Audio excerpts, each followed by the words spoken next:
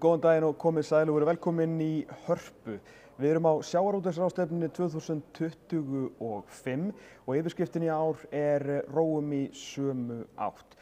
Ég heiti Tómas Þór Þórðarson og ég ætla að stýra hér svona þessu lifandi hlaðvarpi í dag, svona til klukkan 4 í dag og svo aftur á morgun milli 9 og 1. Þar sem við ætlum að vera á svona bara eins jákvæðum og uppbyggilegu nótum og hægt er að ræða sjávarútveginn, okkar merkustu grein, sem ég held að sé nú bara óhætt að segja það. Og við ætlum að fá til okkar fólk bara af öllu spektruminu sem að tengist þessu. Fáum til okkar forstjóra í sjávarútvegsfyrirtækjum, forstjóra og framkvæmdastjóra í afleiddum greinum, Bergur Ebbi Benediktsson og Birna Einarsdóttir sem að stýra málstofunum á þessari ráðstefnu. Þau verða hér hjá mér seinna í dag. Stjórnmálin fá sinn sess og ég veit ekki hvað og hvað. Og við ætlum að ræða þetta, bara allar 360 gráðurnar, sjávarútvegur, nýsköpun, samkeppnishæfni, útflutningur. Og við byrjum á alvöru neglu, enda ekki annað hægt. Heiðar Guðjónsson, fjárfestir og hagfræðingur sestur hérna til minn. Heiðar, takk fyrir að koma og velkomin. Já, takk fyrir og takk fyrir þessa kynningu. Þú náttúrulega ert hérna fyrirlesurunum, ert hérna á eftir undir því sem að kalla dýrtíð á Íslandi, sem að svona pælingin þar er að svona opna umræðuna hvernig bara hreinlega gengur að reka fiskvinnslu á Íslandi í dag og eins opin spurning og þetta verður. Hvernig gengur það? Já, þá bara samkeppnisumhverfið svona lykilþáttur. Ég meina, skattlagning á Íslandi öðruvísi heldur en í samkeppnislöndum, aðgangur að fjármagni öðruvísi, svo ég tala ekki svona grunninn í rekstrinu, bara aðgang að hráefni, stöðugt aðgengi að hráefni og svo framvegis. Þannig að þá ræða þetta fram og tilbaka og yfirskriftin hérna dýrtíð, það vegna þess að við erum búin að búa til dálítið þannig samkeppnisumhverfi að laun hér eru alltaf þrefalt hærri heldur en í samkeppnislöndum sem eru að vinna sambærilegan fisk. Skattar yfirleitt helmingi hærri, meira að segja tekjuskattar einstaklinga, alltaf helmingi hærri. Þannig að strax í upphafi þegar menn fóru að horfa ekki bara í fiskvinnslu, heldur bara almennt á rekstur á Íslandi sem í samkeppni við lönd innan Evrópu og ég tala nú ekki ef að horft til Austur-Asíu, þá dálítið erfitt að láta dæmi ganga upp hérna. Svo náttúrulega líka að því að það hefur gengið svo vel og náttúrulega sjávarútvegurinn mörgu leyti svona kannski sú grein og svo bara atvinnugrein á Íslandi sem nýtt sér svona tækni og nýsköpun hvað mest. Við höfum náttúrulega verið rosalega bara færi því. En það er náttúrulega líka orðið til þess að fólki hefur þá fækkað í greininni og þetta verður kannski dýrara eða hvað því maður vildi halda að það myndi vera ódýrara en verðmætasköpunin verður meiri en svona hvernig hefur öll þessi nýsköpun komið inn í þetta þegar við erum komið þetta langt á leið? Já, það ævintýralegt að horfa á bara framþróunina síðastliðin 30 ár. Við horfum bara á þorskafla að núna, að því að við höfum verið með ábyrga stjórn á veiðum, að þá erum við með mest af aflanum í Norður-Atlantshafi sem við komum með á næsta og þarnæsta ári. Það voru norðmenn sem voru miklu stærri en við, það voru Rússar sem voru miklu stærri en við, en þeir eru að minnka. En aðalmunurinn liggur í því að við erum að nýta 95–97% af hráefnum. Og fyrir 30 árum síðan vorum við að nota 40–50% af hverju kílói sem var veitt, 60% fór forgörðum. En núna verið að nýta 95–97% og í alls konar afleiddar greinar, ég meina í textíl, í lyfjaiðnað og svo framvegis, þar sem virðisaukin, þar sem verðmætasköpunin miklu meiri. Þannig að það það sem að lyfta okkar svona útgerð og fiskvinnslu upp á annað plan, þannig að samkeppnishæfnin hún ennþá til staðar. En hvernig þá að þú tölum samkeppnishæfnin til staðar og bara ætti að verða bara enn meiri með þessi frábæri fyrirtæki sem við eigum og mun nú ræða við til dæmis Marel á eftir. En þú kannski vísaðir vissulega að því í innganginum en samkeppnisumhverfið versus samkeppnishæfnin? Já, og samkeppnisumhverfið og það verður rætt á eftir, það náttúrulega gjaldmiðillinn hjá okkur, ræður einhverju það. Við erum að keppa við lönd sem búa við mjög stöðugan gjaldmiðil og ég meina við skoðum bara eins og fiskvinnslu í Póllandi, þó þeir sem pólska slottíið þá hefur það verið stöðugra heldur en íslenska krónan.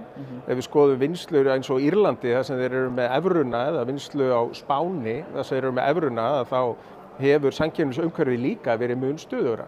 Þannig að auðvitað spilar hérna gjaldmiðillinn eitthvað inn í og það sem ég finnst áhugavert með eins og íslensku krónuna, það að öll stærstu útflutningsfyrirtækin hér hafa yfirgefið krónuna. Landsvirkjun ríkisfyrirtæki var fyrsta ríkisfyrirtækið árið 2007 til þess að taka upp dollar.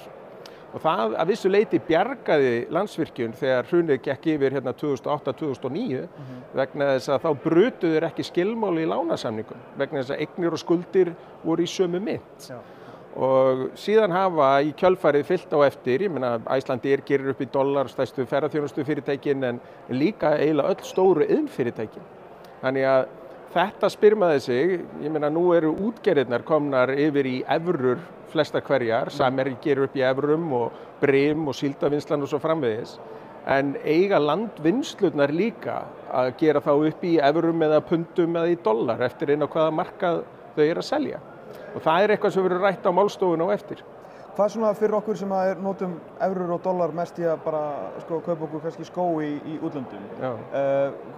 Af hverju fóru þær í þetta? Svona kannski smá svona útskýring fyrir okkur? Já, vegna þess að alla tekjurnar eru í erlendri mynt og lánin þar að leiðandi, það var hagstæðara að taka lán í erlendri mynt heldur en í krónum og áhættu minna vegna þess að þú varst alltaf með örugt tekjuflæði til þess að greiða af lánunum og það var þá í sömu mynt.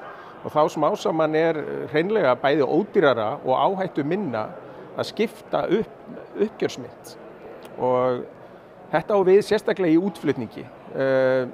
En þá má auðvitað taka spurninguna aðeins lengra og ættu önnur fyrirtæki sem eru hugsanlega í innflutningi eða fyrirtæki sem eru ekki með gjaldeyristekjur, ættu þau líka að gera upp í annarri mynt. Og það er svona stærri spurning. Ert þú með einhverja skoðun á því? Ég er búinn að vera með sömu skoðun á því í yfir 20 ár. Ég finnst bara að sjálfsögðu ætti að vera gjaldmiðla frelsi, en svona gagnvart því að það væri ekki ringulreiði hérna, þá ætti lögureyrir á Íslandi sem að borga skattana í og svo framvegis, að mér finnst að það ætti að vera bara besta myntin hverju sinni. Og besta myntin í heim í dag er dollar og meir en helmingur heimsviðskipta fer fram í dollar. Þannig að skipta úr dollari yfir í evrur eða yfir í pund eða svissneska franka, það gerist á augabragði með mjög litlum tilkostnaði og meðan að nota krónur, það hefur mjög mikinn tilkostnaði í för með sér. Hvað er það sem svona aftarar þessari hugmyndi þinni? Já, það er fyrst og fremst stjórnmálamenn og embættismenn. Þeir fá mikil völd í gegnum það að vera með eigin seðlabanka sem gefur út mynt og geta þá prentað peninga ef það vantar peninga og þetta býr auðvitað til ákveðið svona afhaldsleysi hjá stjórnmálamönnum og embættismönnum. Þannig að ég held að fyrir hagsmuni almennings þá verið miklu betra og hagsmuni fyrirtækja og allra að vera bara með alþjóðlega mynt sem er viðtekin hvar sem er í heiminum. Svona tækifærin sem eru ennþá og náttúrulega standa einhvern veginn alltaf, bara svona eins og þú ert náttúrulega mjög svona mikið á alþjóðavísu í þínum geira. Hvernig horfir svona heimurinn hingað núna? Já, heimurinn er náttúrulega svolítið komin á hvolf eftir að Donald Trump fagnaði frelsisdeginum 2. apríl sem var algjör öfugmæli eins og margt annað hjá honum. Og ég vona nú bara að Seðlabanki Bandaríkjanna dæmi þessa tolla hans ólöglega. Vegna þess að fara svona í tollastríð, það er alveg sama hvar fólk hefur lært hagfræði, hvort það sé í Austur-Þýskalandi, í Rússlandi eða á Vesturlöndum, að það vita allir að tollar eru skaðlegir og tollar riðla samkeppnisstöðu og skapa sóun. Þannig að ég vona svo sannarlega að þessi tollamál fari í fyrra horf. Og við sem lítið land, við erum rosalega háð utanríkisviðskiptum. Það er 40-45% af okkar efnahag snýrað útflutningi, en ef við skoðum Bandaríkin þá er það kannski 10-15%. Þannig að ef eitthvað riðlast í alþjóðaviðskiptunum þá hefur það 3 til 4 meiri áhrif á okkur heldur það hefur á þá.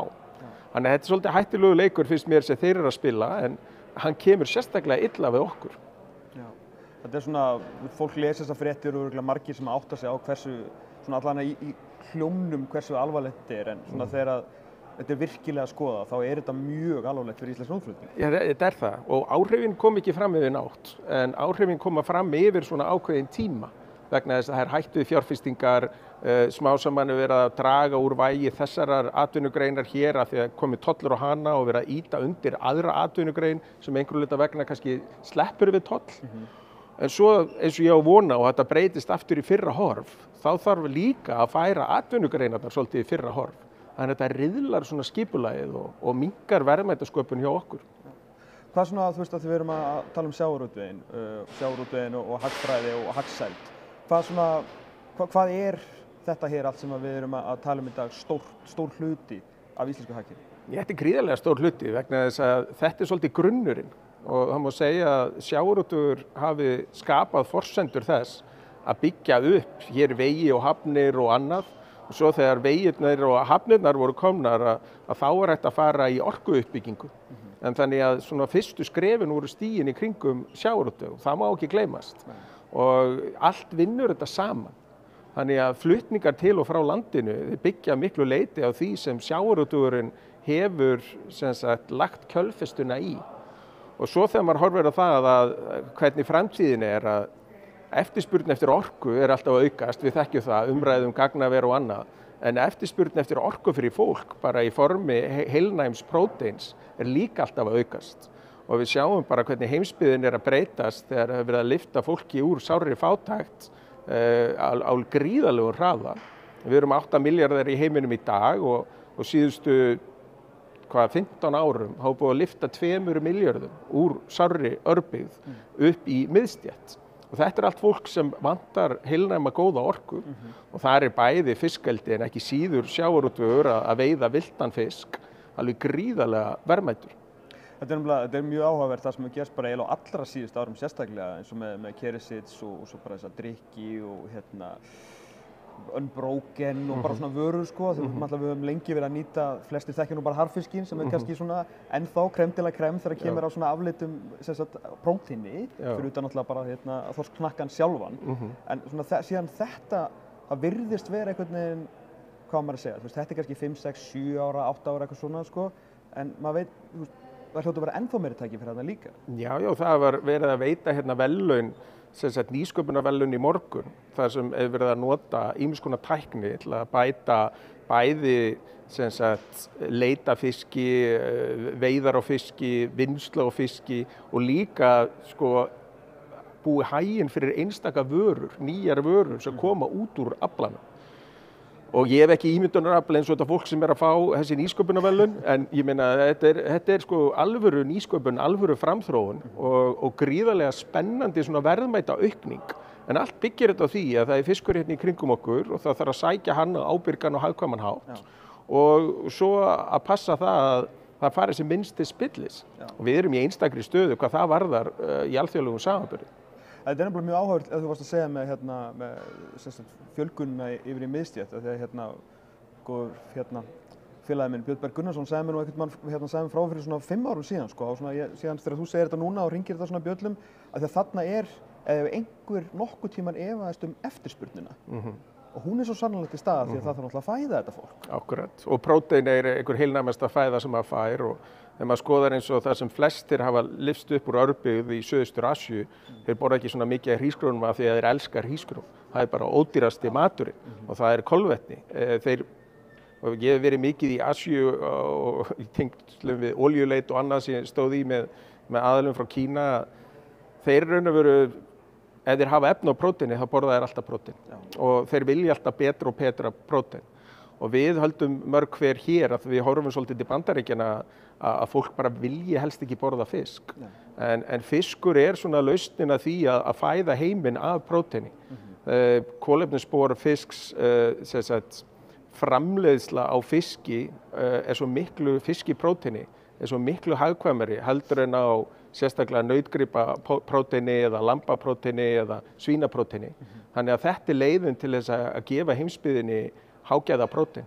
Og svo er alltaf annað sko, nú er búið að færa eða svona hvað að segja, en áhugaverðasta nýsköpunin og nálgunin í fiskveiðum er alltaf veiðan á þurru landi og það er svona að grínast með landeldið. En það er náttúrulega bara verið að framleiða ógrynni af laxi sem er líka prótein. Já, kannski má líka þessu við landbúnaðarbyltinguna. Í staðis þess að vera að veiða dýrin að þá að svona húsvenja þau og ala þau heima fyrir.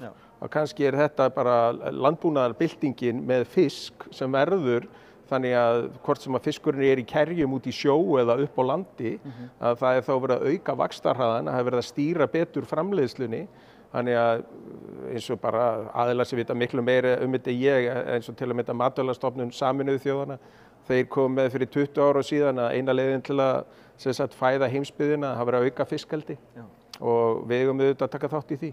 Og það náttúrulega hluti það sem menn eru bara búin að sjá á markaðinn og bara hvað síðast í gær var sá við hérna ennþá meiri hlutafélag komin inn í First Water og hvað eru 8 landeldið eitthvað sem Já, 6 samskosti, já. 6 allavega og svo náttúrulega einhverjir sem voru fyrir. Hvað þetta samt ennþá svona í má segja starthólunum, svona þetta Þeir byrjaðir að slátra en uppbyggingafasin svo sannarlega til staðar og eins og kom fram á ráðstefnunni í morgun að þá búist við því að bara á næstu 4-5 árum þá tvöfaldist magn fisks sem flutt út frá Íslandi og það náttúrulega mest þá sem kemur frá sjókvíaeldi og landeldi til viðbótar við útgerðina.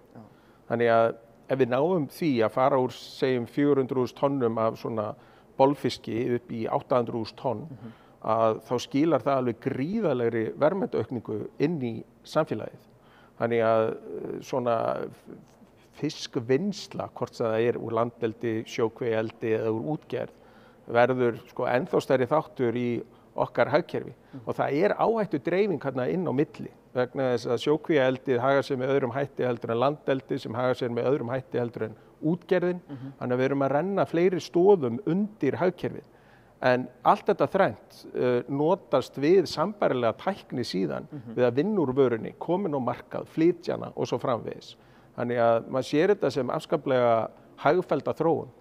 Svona bara að lokum, ein stór og opin, af því að auðvitað kannski staðið smá styrum sjávarútveginn á árinu 2025, náttúrulega hækkuð veiðigjöld og ýmsar áskoranir í þessu, þó ég held að standi nú almennt nokkuð vel og svo ef við tökum inn í þetta landeldi.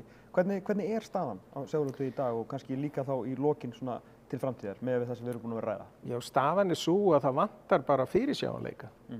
Vegna þess að eins og Guðmundur Kristjánsson fór í gegnum í erindi sínu í morgun að á síðustu 40 árum eru búin að vera 6 forstjórar hjá Granda eða Brimi. Það voru frá 85 til 2005 4 sjávarútvegsráðherrar en frá 2005 til 2025 eru búin að vera 10. Og það alltaf verið að breyta og byrja upp á nýtt. Þannig að það sem vantar fyrirsjáanleikin. Og ef við fáum hann, að þá alveg hægt að auka verðmætasköpunina mun meira. Það sem erfitt að þú ert í fjármagnsfrekum iðnaði, þú ert að fjárfesta til langs tíma, þú ert að taka lánsfé og hlutafé til langs tíma og svo alltaf verið að breyta forsendur rekstrarins.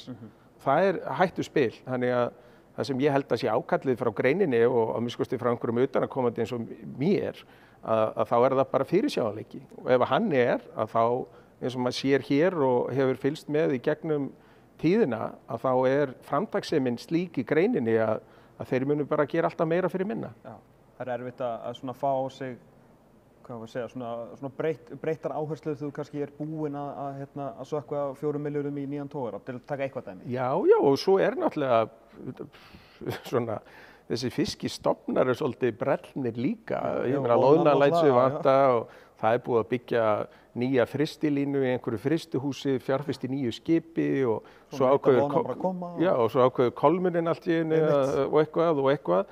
Þannig að það skiptir miklu máli að það sé ekki verið að hræra í kerfinu á sama tíma. Þannig að ef það fyrirsjáanleiki þá treysti ég því fólki sem í þessu algjörlega til þess að vinna á ábyrgan hátt og skapa mikil verðmæti í greininni. Frábært. Heiðar, takk kærlega fyrir að koma og vera með fyrsti gestur hérna í dag. Já. Við ætlum að reyna að vera eins og strætó helgar á heila og hálfa tímanum og eftir að vera hérna með miklu fleiri viðmælendur í allan dag.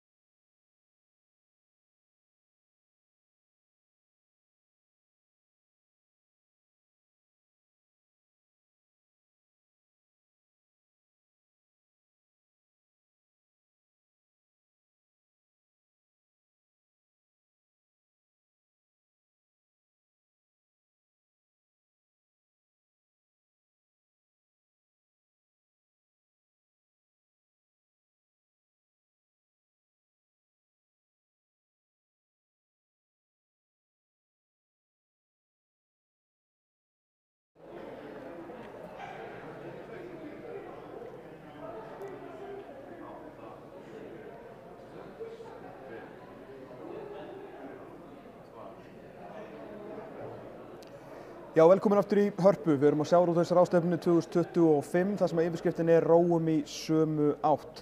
Samkeppnishæfni og nýsköpun í íslenskum sjávarútvegi. Fór aðeins hérna í skrúfunni hjá okkur, ætlum að vera á heila hálfum tímanum, en ég lofa ykkur því við verðum með nýjan gest hér á hverjum og heilum hálfum tíma þar til að klukkan slær 4 í dag. Við ætlum að fara í nýsköpun í sjávarútvegi og ég veit að þegar flestir Íslendingar og jafnvel víðar hugsa nýsköpun í íslenskum sjávarútvegi þá hugsa þeir Marel. Úlfar Arnþórsson, framkvæmdastjóri, vöruþróunarstjóri á fisksviði hjá JBT Marel í dag heita það vist. Velkomin og takk fyrir komuna. Takk fyrir. Herru, alltaf gaman þegar raun og veru hvaða grein sem en sjávarútvegurinn, ykkar grein svona hittist og mikið af málþingum og verið að ræða svolítið hlutina.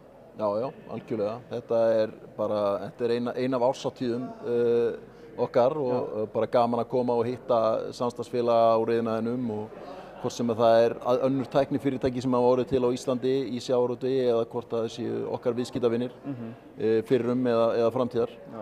Þetta er mikið mannamót. Ég var tók smá hring í hádegismattum áðan og það er svona mikið að ræða. Já. Það er alveg, maður sér það. Að þegar þessi geiri hittist þá er málin rætt. Já. Fiskurinn er lagður á borðið eins og þú sé í morgun að þetta er eitt mjög hugtak sem ég nota bara oft í vinnunni þegar það þarf að takast á erfiðu málin eða samskiptamáli eða eitthvað þannig. Þá bið ég fólk að mæta og setja fiskinn á borðið og það er bara það sem er gert í þessum iðnaði og Íslendingar eru bara þekktir fyrir sérstaklega. Algjörlega. Herru, við Marel, þetta risa fyrirtæki, ein af perlum okkar lands. Sameining við bandaríska fyrirtæki í JBT núna fyrir ekki margt löngu og svona sá nú viðtal við daginn sem ég langaði svona kannski að þú myndir aðeins fara svona í gegnum okkur með það sem þú varst að segja þar varðandi hvaða áhrif þetta hefur á Marel því það er náttúrulega mjög auðvelt að draga þá ályktun að Marel sé einhvern veginn farið frá okkur þar sem að bandarískur risi einhvern veginn búið að kaupa en ég las þar að það er nú ekki alveg svo. Nei, alls ekki og ef við talum þetta bara svona í samhengi við Ísland og íslenska sjávarútveg þá get ég mjög auðveldlega fært rök fyrir því að við erum í rauninni að færast nær. Okay. Marel náttúrulega bara verður til hérna á Íslandi, bara grasróta fyrirtæki hérna 83 verður til í háskóla og bara vex fyrstu sín ár bara með íslensku sjávarútvegi. Mikið af þeirri tækni sem hefur verið þróuð í Marel og hefur nýst inn í alla þessa aðra próteiniðnaði sem Marel hefur keypt sig inn í hefur orðið til í sjávarútvegi og hefur orðið til að miklu leyti til hérna á Íslandi. Þannig að arfleiðin er mjög sterk á Íslandi. Við kaupa öllum þessum fyrirtækjum og það sem að Marel hefur síðan líka staðið sem mjög vel í einmitt að fjárfesta í nýsköpun og búa til innri náttúrulegan vöxt. Við þetta vex fyrirtæki töluvert og það bara gegnum, það er náttúrulega hægt að skoða öll fyrirtæki sem hafa vaxið og brjótaðu niður í einhver svona vaxtaskref og hvert vaxtaskref hefur einhvern fókus og eitt af því sem að gerist kannski má segja á seinustu 15 pluss árum að fyrirtæki orðið mjög stórt, það orðið alþjóðlegt, það í mismunandi prótíniðnum, kjöt, fiskur, kjúklingur og það sem er gert að það þarf einhvern veginn að hugsa hvernig getum við notið góðs af þvert á allt þetta fyrirtæki að við séum með alþjóðlega tengingu við heiminn. Við erum með fólk út allan heim, í Asíu, í Suður-Ameríku, náttúrulega mikið til í Evrópu og svona, þú veist, stærstu vöruþróunarsetrinn okkar í Marel voru í Evrópu og eru í Evrópu. En við þetta þá náttúrulega skapast rosalega mikið virði út af það að vera að nýta þessa tenginga við náum að, þú veist, sem dæmi erum við að selja tækni sem hafa hönnuð og þróuð á Íslandi til Asíu eða til Suður-Ameríku út af við erum komið betri tengingar þangað. En náttúrulega öll sverðir yfirleitt tvíeggja að þú veist að þá getur það þýtt að maður missi tengingar við sína heimamarkaði og það er ekkert feimnismál fyrir mér að íslensku sjávarútvegur upplifði að það var alltaf vandi að hringja bara í Jóa hjá Marel og beðið aðstoð og svo allt í einu tók það upp síman og þá svaraði einhver kannski í Danmörku, þú veist. Og þetta bara vaxtaverkur, ég kalli þetta bara vaxtaverk sem við fórum í gegnum. En það sem svo áhugavert við sameiningu JBT og Marel, þá tvöföldust við nánast eiginlega bæði þegar kemur að tekjum og fjölda starfsmanna. Við erum komið ennþá fleiri starfsstöðvar út allan heim sölu og þjónustunetið okkar hefur margfaldast, en að sama skapi var JBT allt öðru sér uppsett. JBT var fyrirtæki sem hafði vaxið mjög mikið gegnum ytri vöxt, kaup á fyrirtækjum og var miklu meira að horfa á að gera hverja og eira þá einingu sem við keyptu hagkvæma og þar af leiðandi með svona decentralized, ég finn ekki alveg íslenska orðið yfir það, en þú veist decentralized fyrirtæki á meðan að Marel var mjög miðlægt fyrirtæki. Og það eru náttúrulega augljósir ókostir við það að þú nærð ekki þessum samlegðaráhrifum þarna þvert á fyrirtækin, en þau eru náttúrulega rosalega sterk bara á sínum heimamarkaði, rosalega sterkri tengingu við akkurat sinn iðnað, en okkur að takast að sameina þetta á frábæran hátt, taka það góða á báðum heimum og við erum í rauninni búin að endurskilgreina og skoða út frá öllum þessum mismunandi prótínum sem við erum í, hverjir eru lykilmarkaðir fyrir þennan iðnað. Og til dæmis fyrir sjávarútveg, Ísland bara lykilmarkaður fyrir sjávarútveginn í sameinuðu félagi. Fyrir JBT Marel Ísland risastór markaður í fiskiðnaði. En kannski þegar horft á alla samsteypuna, þá þetta ekki stærsti markaðurinn. En með því að skoða það besta á báðum heimum, þá náum við að skilgreina þetta sem lykilmarkað sem við tökum fulla stjórn á. Þegar einhver hringir þá svarar Jói símanum en ekki hver sem en á sama tíma náum við að halda þessari góðu tengingu við Asíu eða Suður-Ameríku eða hvað það Já. Þannig að þetta held ég að sé lykilatriði fyrir okkur að ná árangri í fiskiðnaði innan JBT Marel og bara lykilatriði fyrir okkar lykilmarkaði eins og Ísland og aðra, Noreg og fleiri. Þannig að svona, já, þó að hafi stækkað þá tengingin ykkar og þið bara leggið vinnu í það að halda og rækta áfram tengslin við ykkar fyrsta markað. Algjörlega, og bara þetta er sóknartækifæri. Já, frábært. En voru ykkur áskorunir við þetta til að byrja með? Það sjálfsögðu. Það bara eins og í öllu svona lögi. Núna ég mitt kem inn í Marel í gegnum samruna. Marel kaupir fyrirtæki sem heitir Valka, annað nýsköpunar fyrirtæki í Íslandi sem verður til upp úr sjávarútvegi. Það var, þú veist, bara þetta alltaf sársaukafullt að einhverju leyti, bara út af þetta eru stóra breytingar. En í báðum þessum tilfellum hef ég bara trúað mjög mikið á þessar breytingar. Ég hef bara, þú veist, og bara boðað þann boðskap líka innanhús bara til minna samstarfsfélaga bara að í rauninni sjá það góða í hlutunum. Og þá hægt að gera svo miklu meira úr þessu í staðinn fyrir að synda á móti straumnum og sama á við í rauninni okkar ytri hagaðila að þú veist ef að þeir sjá einmitt virðið sem verður í svona samrunum og vinna með okkur þá held ég að þetta þú veist þetta bara í rauninni margföldun á því hvað við getum gert. Og það sem þið gerið og hafið alltaf gert, það auðvitað nýsköpun í sjávarútvegi meðal annars. Og það náttúrulega eitt af því sem verið að ræða á þessari ráðstefnu hér, sjávarútvegur 2025. Maður veit nú ekki eiginlega hvar maður á að byrja því að þetta nú eiginlega bara upphaf og endir Marel og það sem þetta snýst Hvað er eitthvað að gerast? Komin ný kynslóð í þessu? Hvernig staðan bara á nýsköpunni í sjávarútvegi í dag? Svona í kjölfar hrunsins myndi ég segja að það ásett stað rosaleg tækniuppbygging í hvítfiskvinnslu tækni sem að Marel spilar lykilhlutverk í og Valka líka sem dæmi og þetta svona þú veist þótt að ég hef nú kannski ekki verið við stjórnvölinn á þeim tíma enda bara og var frekar ungur á tímum hrunsins þá þú veist, fara þessi sjávarútvegsfyrirtæki að fjárfesta meira í kjarnanum sínum, kjarnastarfsemi sinni og það verður þessi svakalega sprengja og á þessum seinustu árum hefur orðið þvílík sjálfvirknivæðing og með það markmiði að skapa meira virði þar sem að nær auðlindinni, skilur við. Þú veist, við erum að veiða fisk úr sjónum, við erum að veiða hann hérna á Íslandi. Við viljum skapa verðmæti á Íslandi og þetta dreif áfram rosaleg framfarir. Auðvitað hefur líka bara, þetta kannski ágætt svona tenging við það sem að gerast bara í stjórnmálum í dag.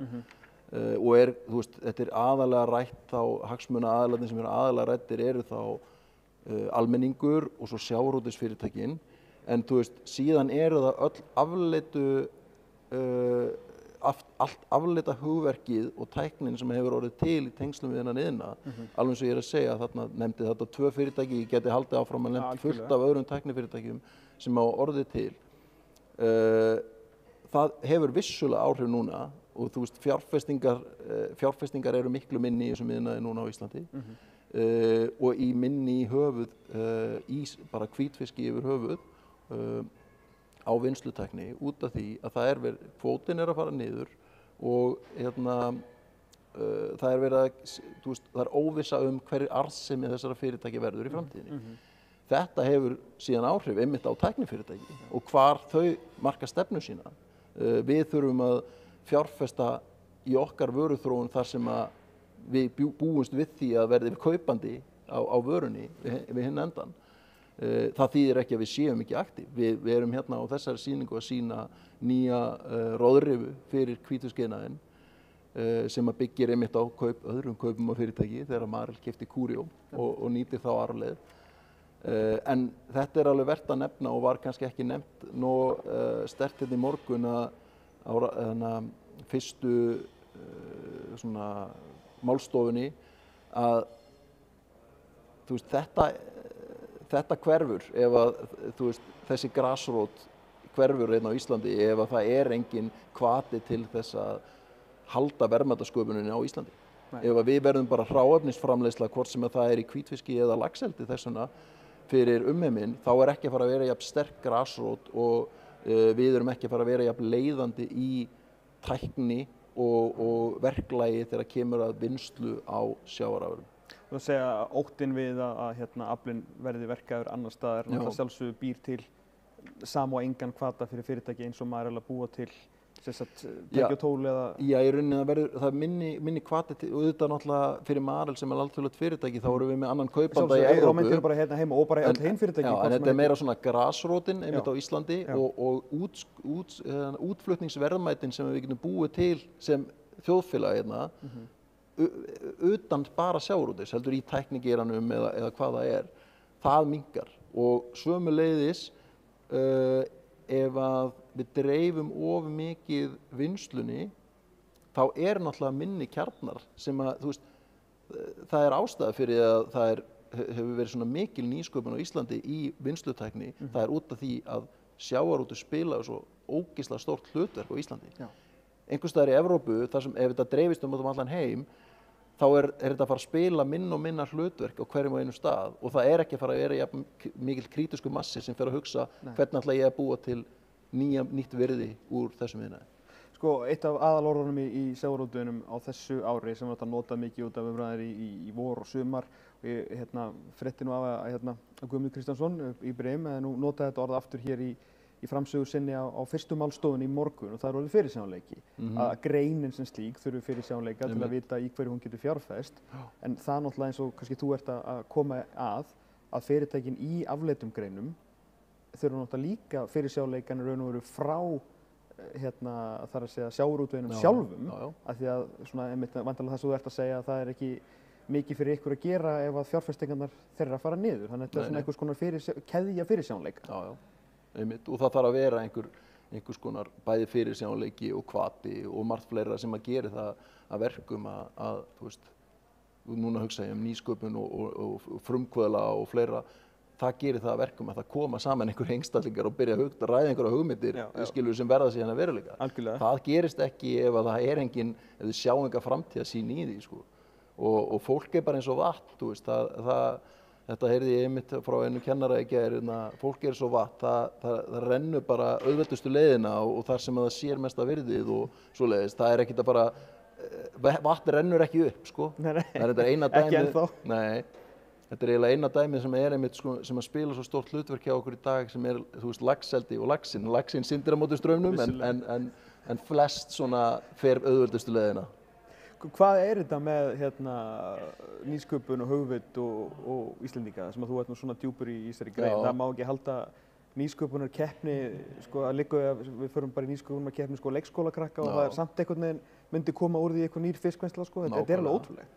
Áðurinni fyrir þangað, gott að nefna bara einmitt að það er nýsköpunarkeppni bara í dag, í gær og í dag, í Marel á Íslandi, þar sem að, og þetta hefur verið gert nokkrum sinnum áður, þar sem að við sko bjóðum bara fólki, bara risastórum hópa fólki úr fyrirtækinu að koma með hugmyndir og svo bara getur fólk rétt upp hönd. Mér langar að leggja hönd á vogarskálarnar varðandi þessa hugmynd. Já, þetta er bara inni hjá ykkur? Inni hjá okkur. Já, ég skilji. Og þetta er bara svona hálfgerður svona hönnunarhraðall eða þannig. Og úr þessu hafa komið alveg frábæra lausnir áður og ég er einmitt að þarf að bruna á eftir upp í Marel til að dæma í þessari keppni. Þannig að vonandi eftir ár þá getur sagt ykkur frá því hvað kom út í keppni núna eða fyrr. En þú ert að tala bara nýsköpun á Íslandi og af hverju... Já, bara þessi brjálæðisli áhugi einhvern veginn. Ég held núna nýtið svo góðs af að ég er með vöruþróunarteymi á Íslandi og í Danmörku. Og Ísland og Danmörk, ég meina svona alþjóðlegum skilningi eru nú þokkalega lík lönd og auðvelt fyrir Íslendinga að flytja út í Danmörku út af menninginu nokkuð svipuð. En Danir hugsa samt allt öðruvísi. Danir koma af einhverjum bændum sko, sem voru að hugsa uppskeru eftir einhverja mánuði og tryggja það að jarðvegurinn verði góður til þess að skila sko, uppskeru það sem eftir er næstu árin.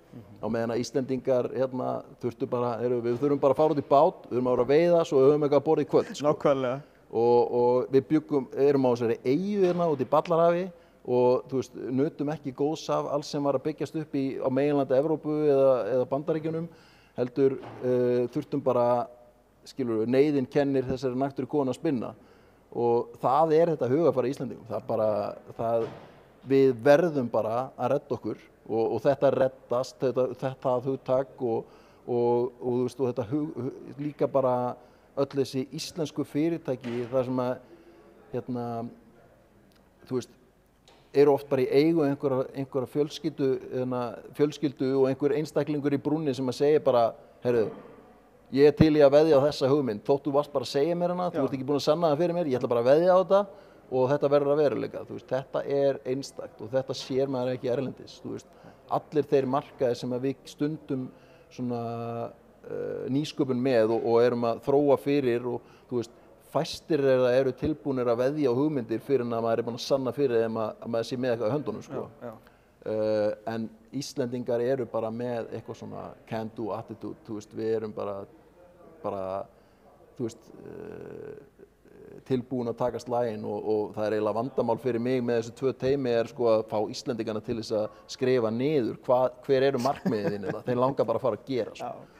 Já, ég held að svona þegar meðal Dani myndi nú örugglega svona bara líði yfir hann eða ætti að fara að gera eitthvað í dag sko, því að tengdamóðir mín var nú hérna í áhrifastöðu með hjá Marel fyrir ekki margt löngu og var einmitt að tala Danina og hvernig þetta gerist bara í sko UE sko 22. Það er ekkert, þú verður ekkert í bíó í kvöld, skilur við, það er bara þannig.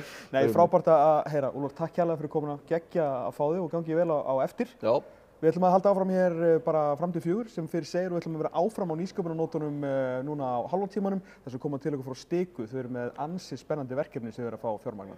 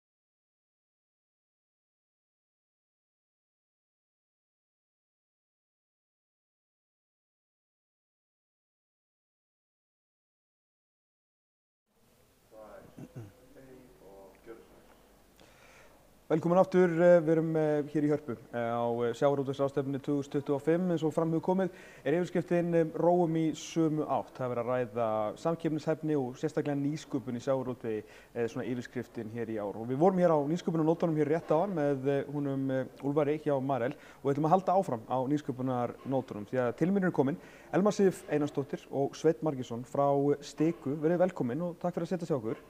Herru, við kannski bara hérna þessi opin í byrjun, bara hérna, hvað er Stika, Elma? Já, Stika. Það er fyrirtæki sem þróar hugbúnaðarlausnir sem snúa að svona áhættustjórnun fyrir fyrirtæki, eru ensku Enterprise Risk Management kerfi og svo erum við með svona umhverfisbókhald, svona sjálfbærni bókhald fyrir okkar viðskiptavini og inn í því er líka hægt að vera með byrgjamat og halda utan svona, losun fyrirtækjana og svo erum við að vinna í því sem er líka meðal annars hluti af þessu verkefni að stækka virðiskeðjuna, þekkja betur virðiskeðjuna inn í hugbúnaðinum og svo erum við reyndar líka með lausn sem heitir Snjallsorp sem að tengist þessu aðeins minna en er líka mjög skemmtilegt hjá okkur. Svona afleitt grein, enn ein afleitt grein af sjávarútveginum, mínus slorið kannski? Já, sko, hvað er slor? Er ekki bara lífið slor? Jú, vissulega. Slorið er auðvitað partur af því sem við draugum upp úr sjó og það hefur einhver umhverfisáhrif.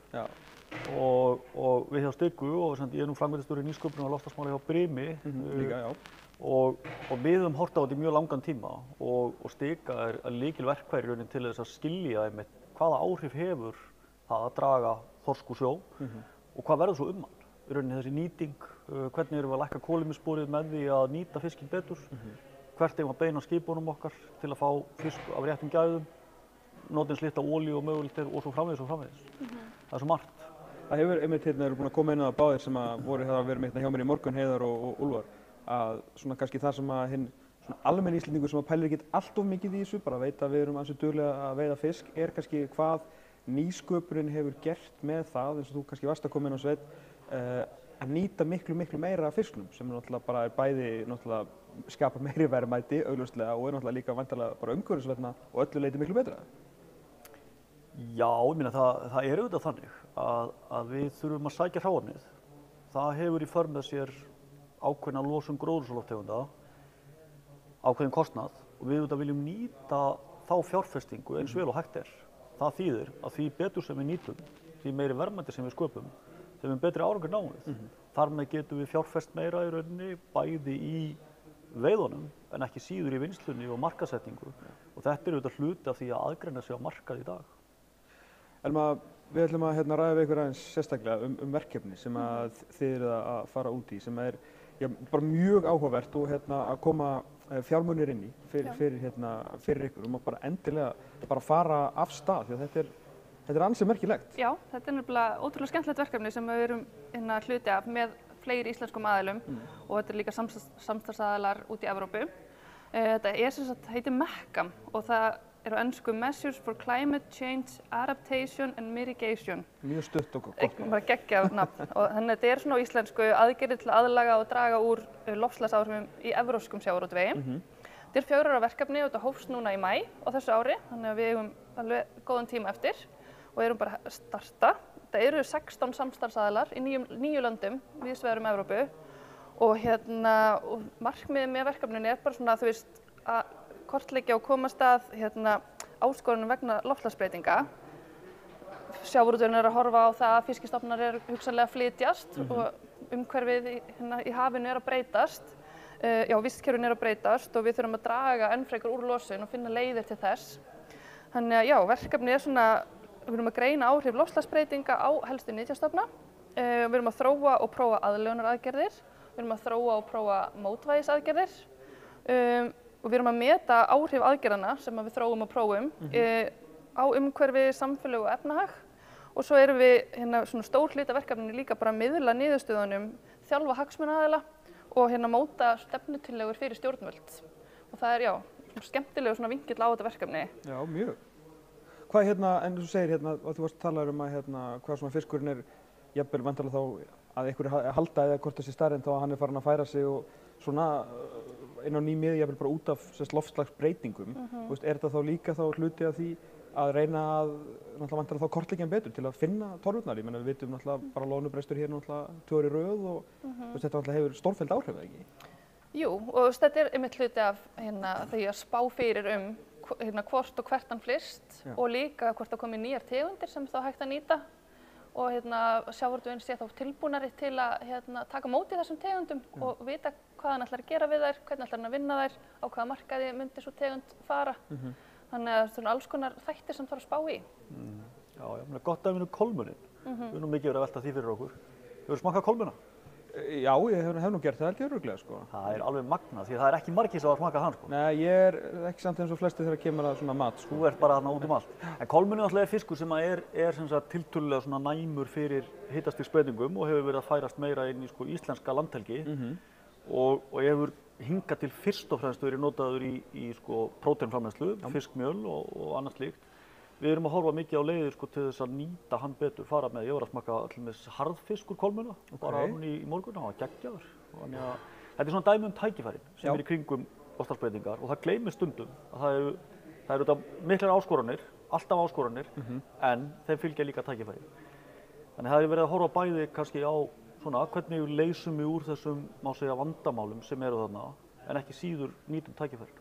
Og hvað bara útskýrta kannski aðeins betur með, þú veist, er þá kolmun að færa sig þá inn í lögsöguna meira eða bara jafnvel nær þar sem skipin ná honum? Já, í rauninni bara inn í lögsöguna meira, menn það eru auðvitað þessir, má segja, flökkustofnar sem að, við heyrum nú mikið af, makríllinn, kannski það dæmi sem við þekkjum flest. Algjörlega. Og það nú svo merkilegt sko með fiskinn að hann með sporð. Þannig að hann getur hreyft sig aðeins úr stað. Glænýjar fréttir. Já, algjörlega. Hann ræður því hvert hann fer. Hann getur hefur á því, akkurat. Og hann virðir ekki landamæri. Nei, sem óþolandi. Það er pínu vesen, algjörlega.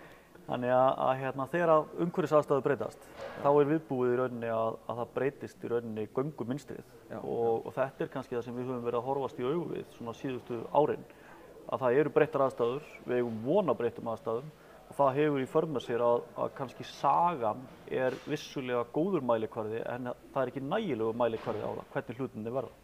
Þetta alveg ótrúlega áhugavert í ljósið bara hvað sem við vorum að tala við Úlfar hjá Marel, bara upp á svona hversu mikil nýsköpun á Íslandi því að í gamla daga var þetta svolítið bara að sleikja puttan og svo bara út og vona það besta sko, sem var náttúrulega bara það sem við erum byggð á, sem okkar bara algjörlega bara svona þjóðarstolt sko, en á nýjum tímum þarf nýjar aðgerðir og þá náttúrulega, þú veist, erum við komin og talandi enn og aftur þessa nýsköpun að þetta er búið að færast yfir í þetta, sem er alveg frábært.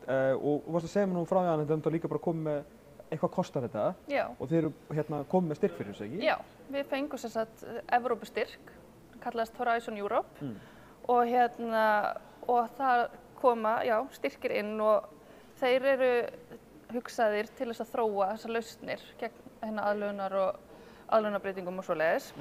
Og til dæmis þá eru lausnir og tækifæri sem er verið að þróa ákvörðunartæki fyrir sjómenn og stjórnendur til að bregðast við loftslagsbreytingum. Eins og Sveinn kom inn á, það þarf að sigla eftir fisknum og það þarf að vera betri ákvarðanir fyrir sjómenn, hvert á að fara og hvar verðmætast fyrir mig að veiða fiskinn í dag, upp á hvað ég fæ fyrir hann þegar hann er komin í land.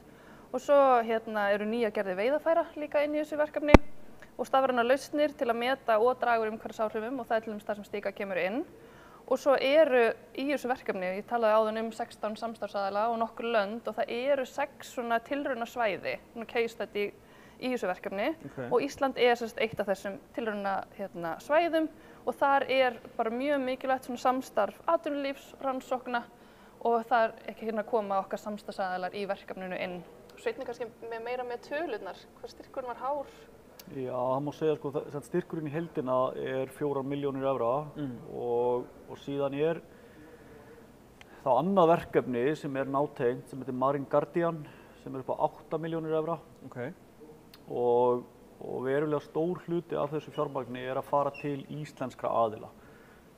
Stika og Brim kannski ekki stærstu, má segja, móttekendur styrkfjárins en stofnanir eins og Hafrannsóknastofnun, Matís, Hampiðan hérna inni, Trackwell sem í kringum afladagbækurnar, að búa þær til og þróa.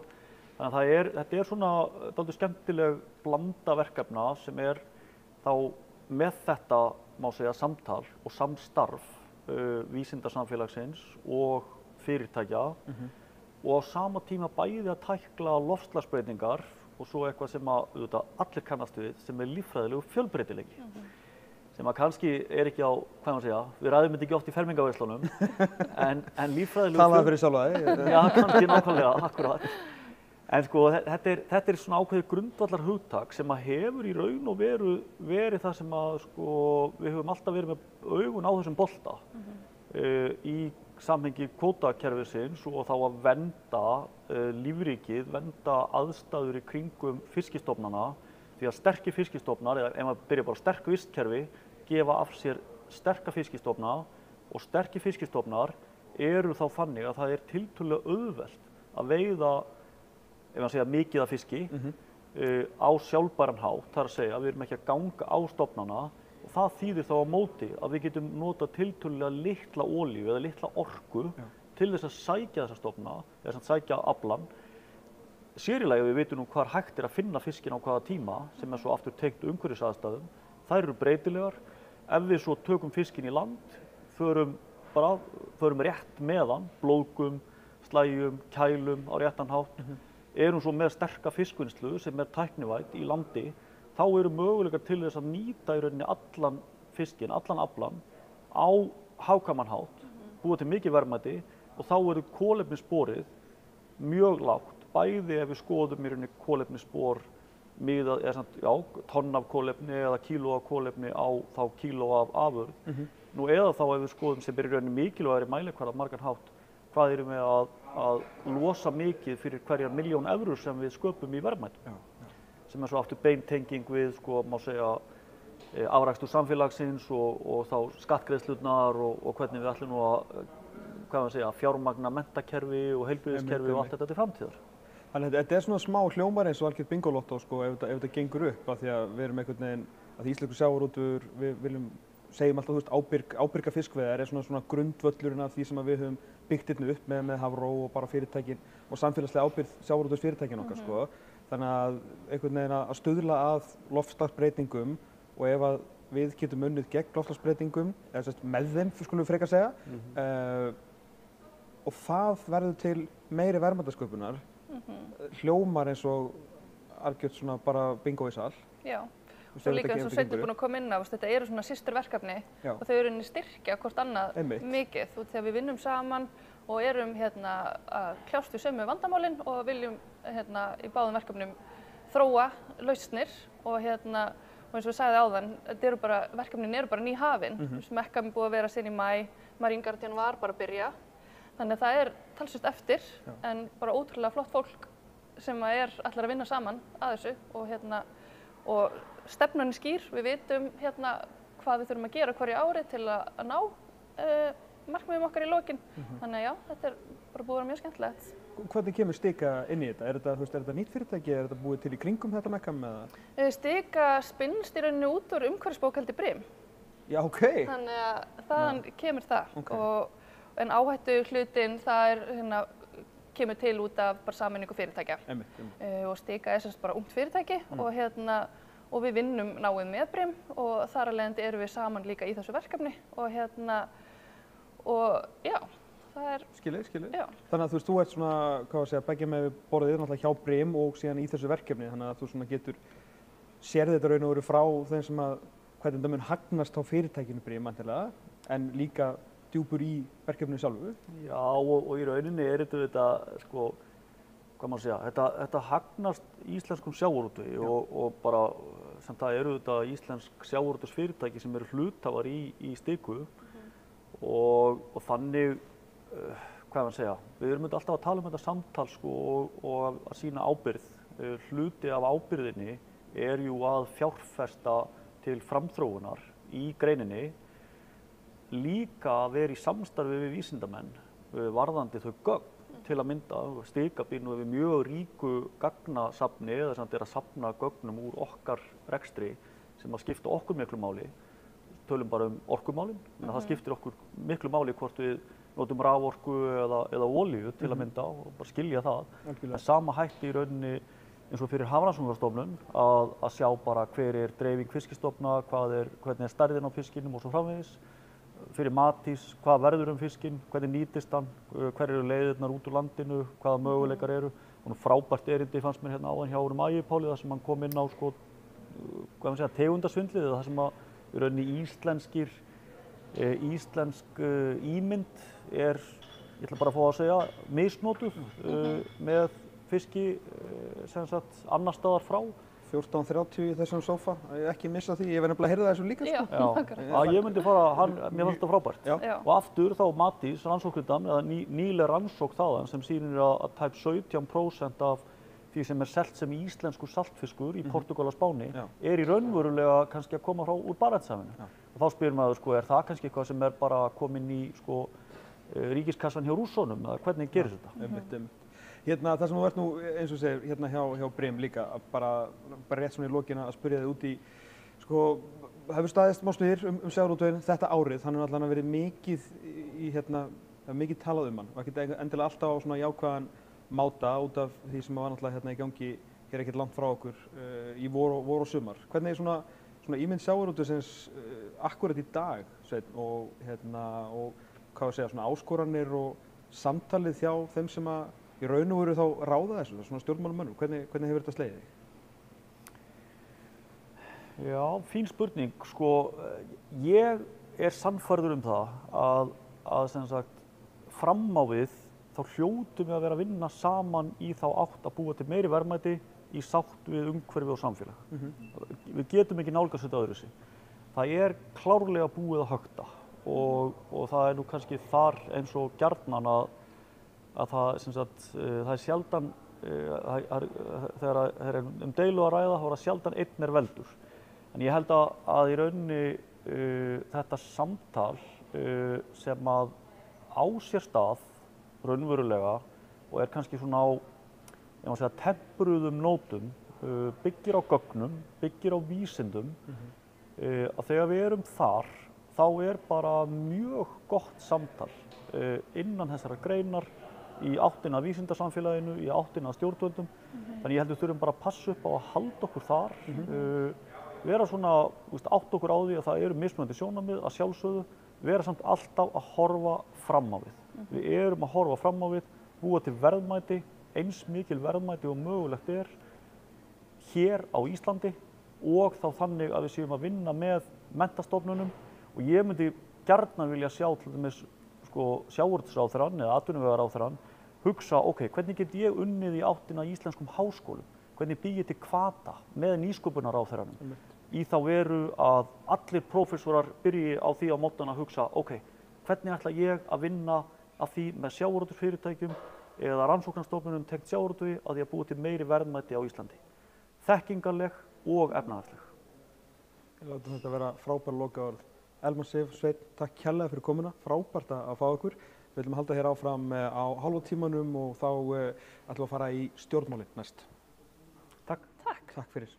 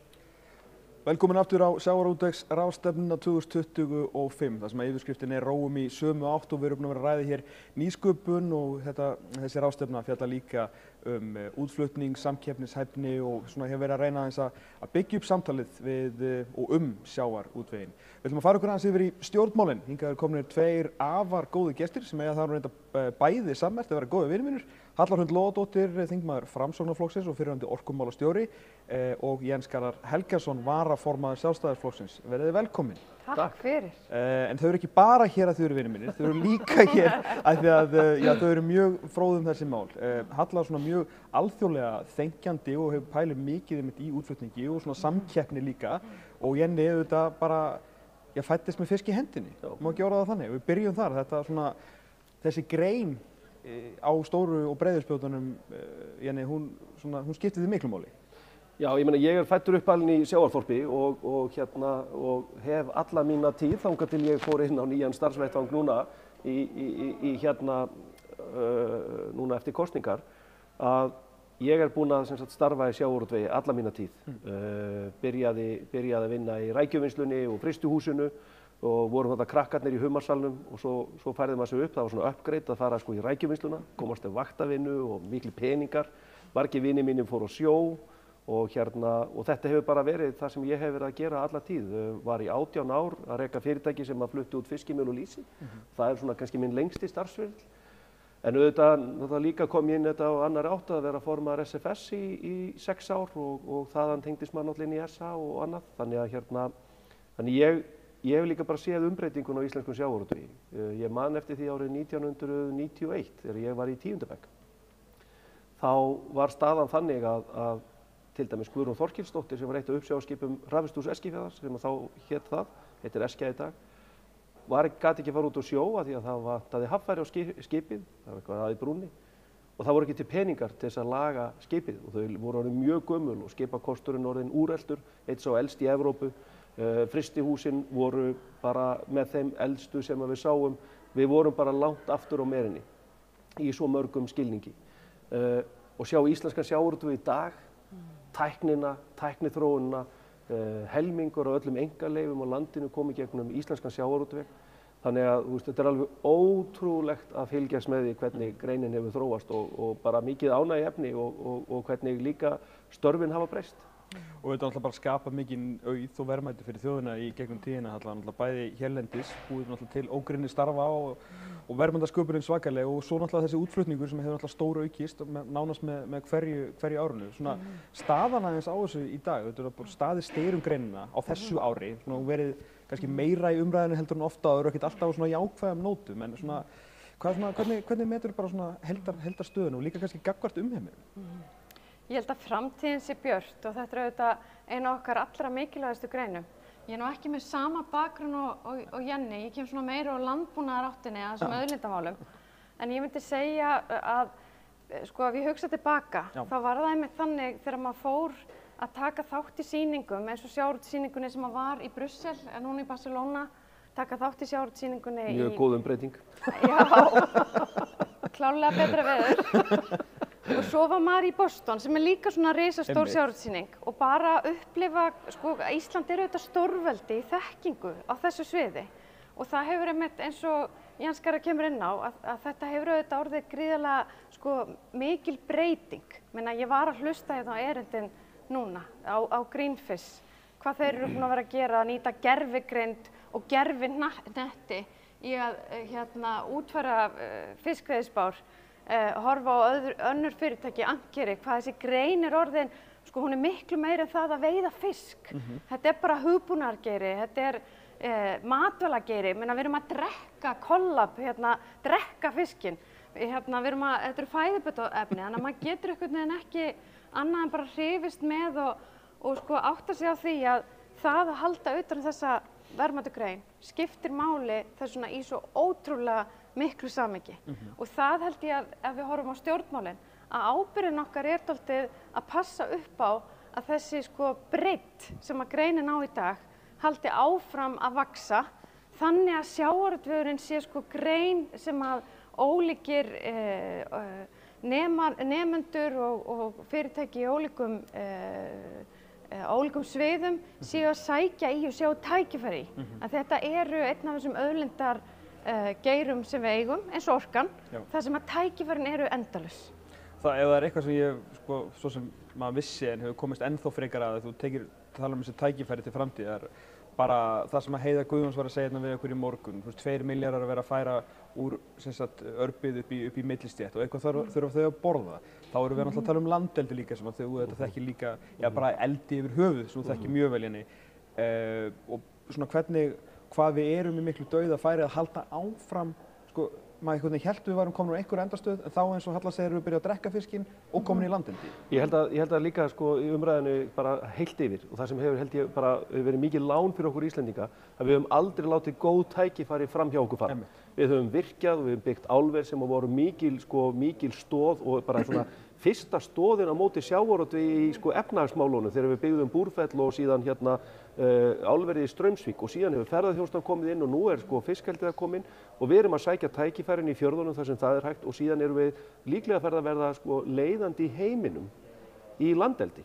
Ef að öll þessi verkefni verða veruleika sem eru núna á teikniborðinu og mörg hver komin langt eins og Laxey og First Water og Thor landeldi þá verðum við bara stærst í heimi í landeldi.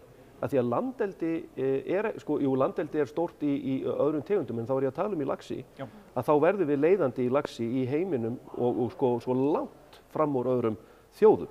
Þannig að við eigum að grípa öll þessi tækifæri og bara varandi nýsköpun og annað. Ég held að það hafi líka verið mikið lán og það hafi verið mikil gæfa að hvað þeir hafa unnið náið saman nýsköpunarfyrirtækin og tæknifyrirtækin að þróun bæði vélbúnaðar og nú er þetta orðið mikið hugbúnaður eins og við heyrum, gervigreind og annað, að það er svo náið samstarf og iðnaðurinn er svo opinn fyrir samstarfi og ná lengra, ná betri nýtingu á veiðarfærum, betri gæði og allt þetta og þetta er allt þetta samstarf og núna bara við sjáum líka bara með þessu að fjöldi þeirra sem eru að starfa svona handaflinu í greininni hefur stórfækkað en að sama skapi hefur á móti hefur við búið til miklu verðmætari störf sem eru í þessum geira og við höfum búið til nýja útflutningsgrein fyrir 20 milljarða í einmitt tæknilausnum og ég meina marel er ekkert bara stórt í fiski, þeir eru orðnir risastórir og heimfært þetta yfir á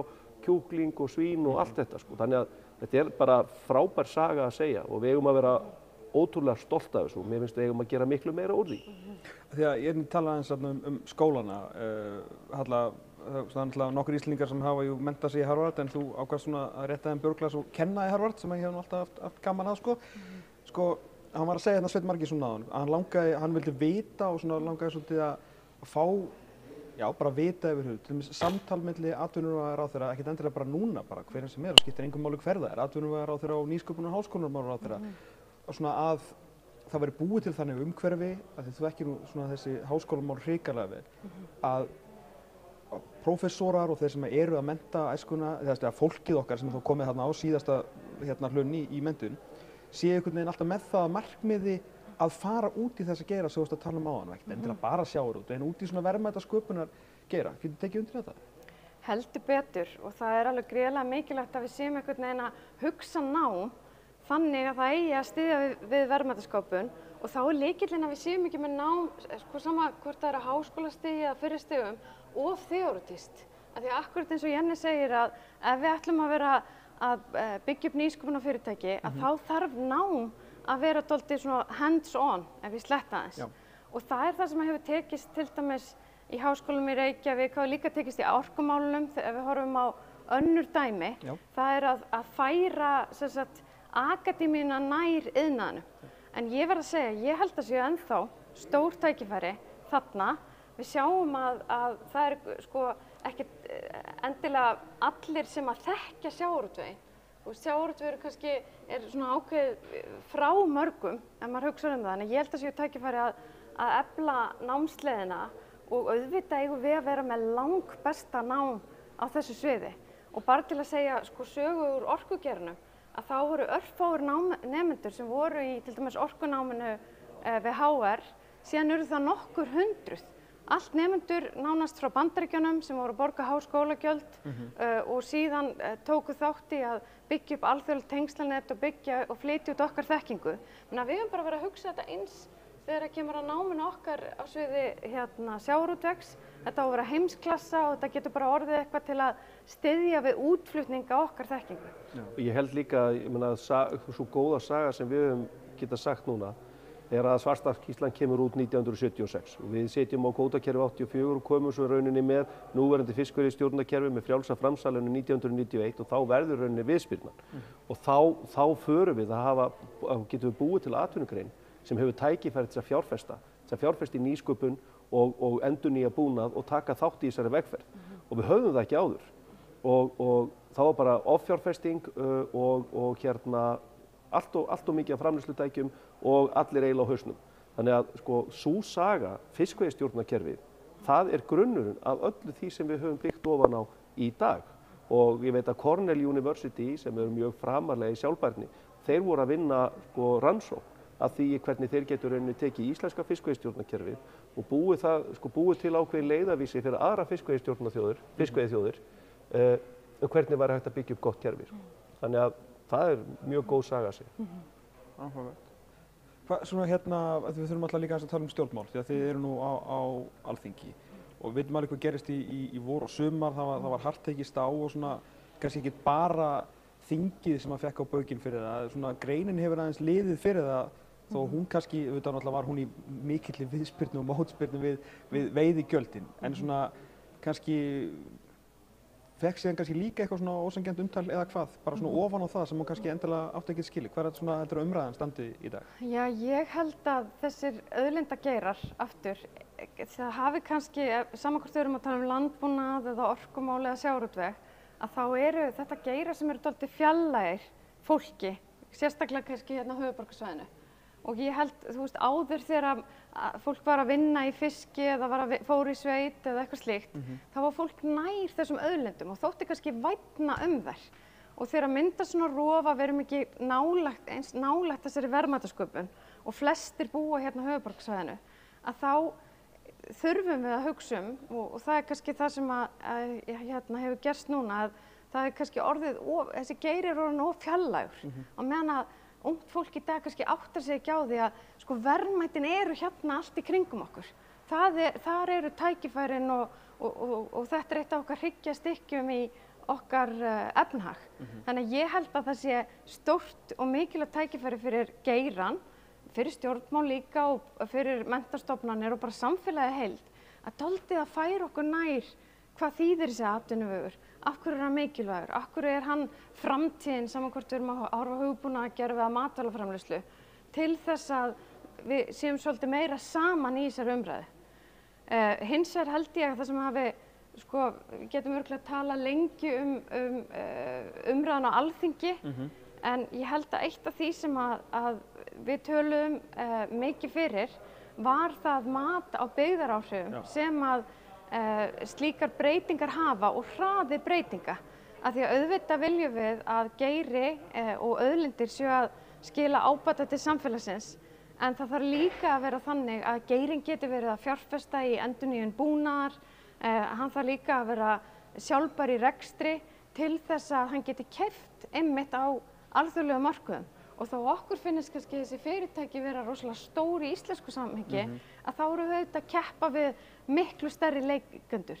Þannig að þetta er gríðarlega mikilvægt að þegar við erum að horfa á umhverfi fyrir sjávarútveg að við náum að fínstilla það, þannig að það sé samkeppnishæft en skapi líka ábata fyrir samfélagið og að við náum að passa upp á að við séum ekki að tapa samkeppnishæfninni og þar er stöðuleiki til framtíðar gríðarlega mikilvægur. Það er að segja að það er ekki gott ef að hver einasta ríkisstjórn ætlar að vera að gera miklar grundvallarbreytingar. Þetta er atvinnuvegur í samkeppni og við þurfum að horfa á það þannig. Þetta er svolítið Hallar að koma inn á það sem er búið að koma fram í sófanum og kannski líka inn í því að Guðmundur Kristjánsson í Brim var að tala það orð sem hann er kannski búinn að nota hvað oftast á þessu ári sem er fyrirsjáanleiki. Og svo var Úlfar Adolfsson hjá Marel hjá okkur áðan og að því að þetta verður eins og ég var einhvern veginn í einhverju nýjir að smíði einhvers konar keðja af fyrirsjáanleika því að fiskvinnslufyrirtækin eða sjávarútvegsfyrirtækin okkar eins og Halla kemur inn á þurfa svona að vita sirka bát hvað er að gerast. Ég hérna að vera ykkur 10 sjávarútvegsráðherrar frá því, þú veist, hérna frá því þú ert að tala frá 91 fattarðu. En fyrirsjáanleikinn veltur náttúrulega líka niður í nýsköpunarfyrirtækin af því að sko Marel til dæmis, eins og hann sagði, sko það truflar ekkert Marel innan risastóra gæsalappa þó drægist eitthvað aðeins saman hér því að það er meira fyrir þá að gera. En svo fullt af öðrum fyrirtækjum sem með afleidd störf. En fyrirsjáanleikinn þarf fyrst og fremst að vera í sjávarútveginum, þannig að ef fjárfestingarnar stoppa þar, þá hefur það væntanlega dómínóáhrif niður, eða ekki? Sko, málið er bara að því miður er rauninni og ég auðvitað innst inni vona að maður hefði rangt fyrir sér þegar maður var að tala fyrir þessu, en maður fannst eiginlega svolítið augljós áhrifin. Og hvað erum við að sjá núna? Yfir 100 manns, það búið að segja yfir 100 manns núna. Bara svona í fiskvinnslum, í hagræðingu og öðru út af því að fyrirtækin eru að mæta þessum áskorunum sem að fylgja þessum hærri gjöldum. En þeir sem eru að finna fyrst fyrir þessu núna og fundu bara strax fyrir þessu þegar umræðan byrjaði og þegar að, sko, það lá fyrir að þetta væri að fara að gerast, þá halda allir að sér höndum. Þú sleppir því að setja skip í slipp, þú sleppir því að endurnýja fiskvinnslulínur, þú hættir við að fara í alls konar vinnu sem að fullt af fyrirtækjum eins og Slippurinn á Akureyri, Kapp og fullt af fyrirtækjum eru að þjónusta sjávarútvegsfyrirtækjan á hverjum degi. Og allir þessir aðilar, þeir finna fyrir því og hafa þurft að fara í uppsagnir, finna fyrir samdrættinum að því að allir að halda að sér höndum. Og fyrirsjáanleikinn við sjáum þetta núna í umræðinu ferðaþjónustuna. Og þetta á bara við allar atvinnugreinar. Að þegar það komin einhverjar svona kollsteypur, einhverjar svona öfgaskattheimtur, þá mun það hríslast út. Og þegar upp eru staðið, þá mun ríkið sitja uppi með minni pening heldur en áður en að stað var farið. Og það í rauninu það sorglega, það væri rosalega gott ef að vinstrimenninni myndu einhvern tímann ná þeirri teóríu, en þá verður líklega allir í Sjálfstæðisflokknum. Sko, svona tengt þessu einmitt, sko, að þú varst að tala að fleiri ætti að fara í nám, tengt nýsköpun. En það var væntanlega svolítið erfitt að það er oft svona grínast með, sko, við erum 400.000 Íslendingar og 800.000 lögfræðingar, sko, að við erum að útskrifa mikið af lögfræðingum og viðskiptafræðingum sem bara góðra gjaldavert og bara ekkert mál. En í staðins að það náttúrulega væri erfiðara núna fyrir átak til þess að, myndum maður halda og bara fá svona þitt take á það, að ýta þá ungu fólki út í nýsköpunargeirann þegar að nú er þetta umræðan að það er verið að draga saman. Þú fær nú kannski varla tvítugur að mennta því í einhverju sem að þú svona ert að horfa á núna sé að draga saman, eða? Góðu fréttirnar er að hlutirnir virðast nú, sko, til langstíma að fara upp og niður. Þannig að það er kannski ágætt að sækja fram í. Ég sé alltaf að þetta eru auðlindir, þetta eru okkar verðmæti og þær, ef við hugsum vel þær, þá munu þær halda áfram að vaxa til framtíðar og ef okkur ber gæfa til að hafa góða umgjörð þær. Þannig að ég held að sé ekkert verri tími núna heldur hver annar að koma inn í þennan geira, þó vissulega sé það þannig að ef að geiranum gengur ekki nógu vel, að þá hefur það áhrif á það hversu mikið fyrirtæki getur verið að fjárfesta í nýsköpun. Og minna, hver er saga Kerecis til dæmis? Það er saga þess að það eru geirinn sjálfur sem er að fjárfesta og auðvitað viljum við sjá fleiri svona sögur. En mér langar aðeins svona fyrir utan á mig bara til að koma inn á það sem Jens var að fjalla sem að er kannski að hluta til líka tengt að því vorum að tala aðrar atvinnugreinar í samhengi við, sko, landsbyggð og orkumálin í samhengi við það sem er að gerast á Bakka, það sem er að gerast hjá Elkem og fleiri fyrirtækjum, að kannski erum við aðeins að sjá að umræðan til dæmis þegar kemur á orkumálum hefur stolti verið, við getum bara, orkuverðið má sveiflast mjög mikið, þá sjáum við líka að á hinum endanum er notandi sem að er núna framleiðandi í alþjóðlegri samkeppni, saman hvort að við erum að horfa á kísil eða álver eða annað, sem að þá getur, sko, leiðið fyrir það ef að það er verið að sveifla mikið verðin á hinum endanum, orkuverðinu. Þannig að við sjáum hvað þetta helst allt í hendur og hversu viðkvæm þessir máttastólpar eru í sjálfu sér. Og það minnir okkur þá í mínum huga á það að, sko, ólík fyrirtæki hafa ekki orðið til af sjálfu sér. Það hafa orðið til að því einhverjir eru að berjast fyrir því að byggja þau upp líka og gera þau samkeppnishæf. Þannig að aftur við þurfum að passa upp á að umhverfið sé fyrirsjánlegt og þá á það, bara til að undirstrika það að mínu mati á það aldrei að hugsa það í kjörtímabilum, heldur að umgjörðin geti verið sjálfbær í miklu lengri tíma og þá þessi fínstilling sem að reyndi heldur betur á í þinginu í vor sem að varðar skattheimtu versus það að geirinn getur rekið sig. Og það náttúrulega kemur þá sérstaklega inn á samkeppnisefnina sem svona eitt af lykilorðunum hér og það náttúrulega sem að sjávarútvegsfyrirtækin hafa verið að tala mikið og þú þekkir nú kannski aðeins henni. Já, ég meina þetta segir sig allt sjálft. Ég meina við Íslendingar með okkar atvinnugrein eins og sjávarútveg. Ég meina sjávarútvegur til dæmis ef við tökum bara norðmenn sem við erum að keppa við, sem helmingi stærri í sjávarútvegi heldur en við. Þeir eru sirka bát helmingi stærri í hefðbundnu sjávarútvegi. Þar ekki borguð hafnargjöld, þar ekki borguð veiðigjöld, þar ekki borguð kolefnisgjöld sem eru svo hæstu í heimi hér. Og þetta samkeppnissviðið og svo bætast ofan á þessir háu skattar og bætist í skattana og það hefur verið að hækka kolefnisgjöld og hækka veiðigjöld og það virðist einhvern veginn vera að við lítum svo á eins og Halla kom inn á að þetta séu risafyrirtæki en maður oft séð birta þessa lista yfir 100 stærstu sjávarútvegsfyrirtæki í heimi. Það bara heyrir til undantekninga við íslenskt fyrirtæki nær þar neðst á listan. Yfirleitt eru þau ekki á þessu lista. Íslenskur sjávarútvegur er bara 2% af fiskveiðum í heiminum. Þannig að við erum ótrúlega flott, ótrúlega framalega með það sem við höfum gert og við eigum að vera stolt af því og við eigum að hugsa til lengri tíma og út frá samkeppnishæfninni og þar náttúrulega orðið svolítið erfitt þegar grein sem mjög vön því að eiga við náttúrulegar aðstæður það minnkun í kvótum, óveður og annað þarf í rauninni að fara að það stærsti óvissuþátturinn orðin pólitísk óvissa í rekstri þessara fyrirtækja. Þetta bara hefur áhrif á nýsköpun, fjárfestingu, allt saman. Algjörlega. Látið það vera loka orðin. Ég vissi ég ætti nú ekki miklu vandræðum með að fá ykkur til að ræða hérna málin. Halla Rut Lögadóttir, Jens Garðar Helgason, takk kærlega fyrir komuna. Hrikalega gaman að fá okkur. Takk. Við höldum áfram hérna eftir smástund. Við erum að fara í forstjóra Brim og Iceland Seafood og ég get lofað ykkur því að með upphafserindi þeirra beggja og þá sérstaklega hans Ægis hjá Iceland Seafood þá vil ég ekki missa þessu.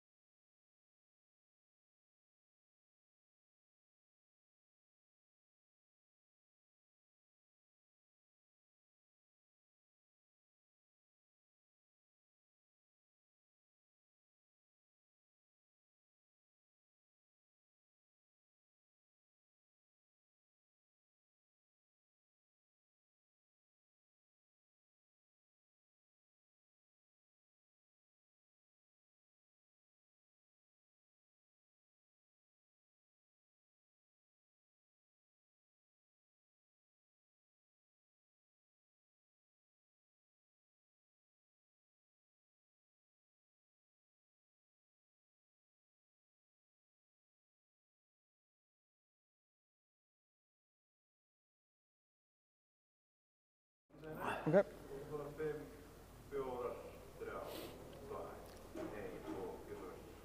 Við höldum áfram hér í Hörpu á sjávarútvegsráðstefnunni 2025 þar sem við erum öll að róa í sömu átt og tala um samkeppnishæfni og nýsköpun í sjávarútvegi. Úr stjórnmálunum þá förum við í forstjórana og menn sem að þekkja þennan geira út og inn. Þetta er annars vegar Ægir Páll Friðbertsson, forstjóri Iceland Seafood og Guðmundur Kristjánsson, forstjóri Brims. Verið velkomnir og takk kærlega fyrir að setjast niður með mér. Takk fyrir. Takk. Herru, bara svona réttilega að byrja, þetta er nú mikil, það er svona eins og ég var nú að segja hérna við hann Úlfar áðan í Marel, ég svona kíkti aðeins hérna í hádegismatinn og það er mikið skrifað og skrafað þegar þessi geiri kemur saman. Það er margt að ræða, Guðmundur.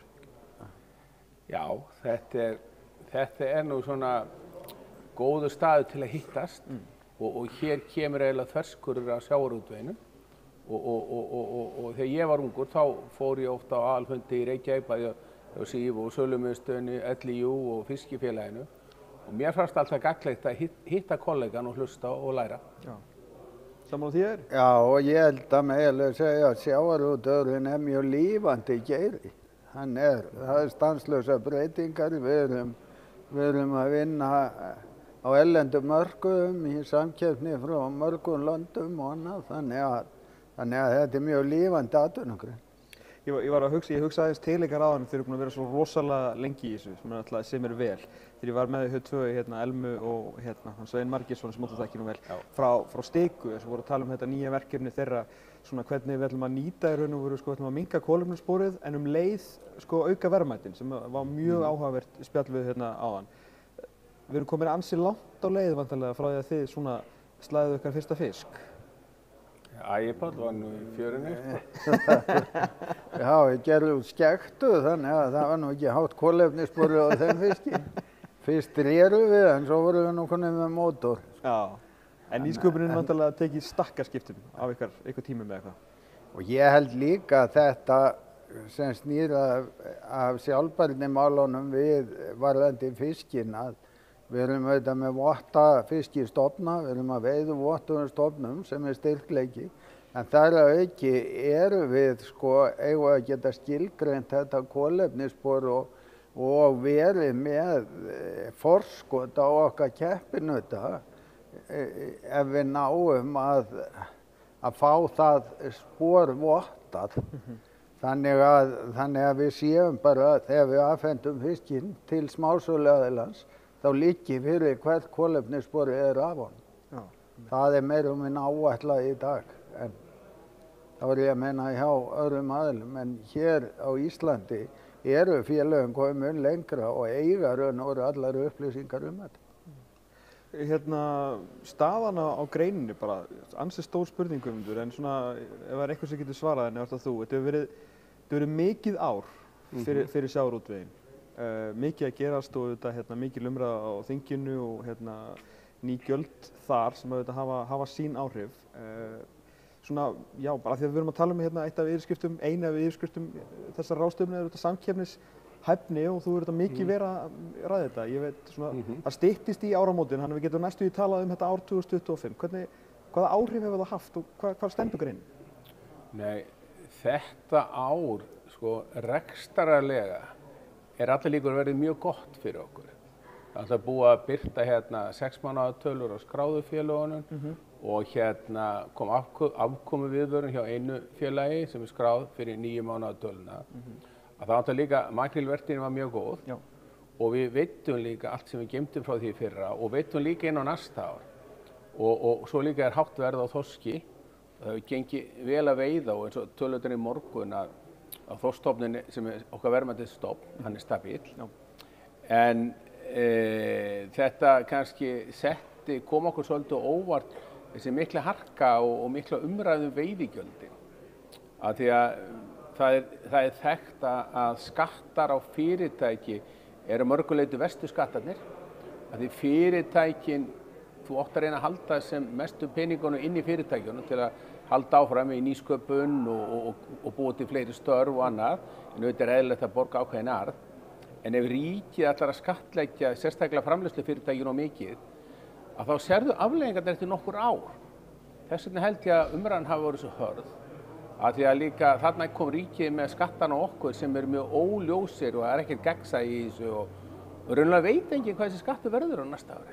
Nei, og það svona, ég búinn að minnast á þetta við nokkra viðmælendur að því ég frétti að þú hefði notað þetta orð í framsögu þinni í morgun sem að þú hefur notað á mörgum vettvangum á þessu ári og það orðið fyrirsjáanleiki. Já.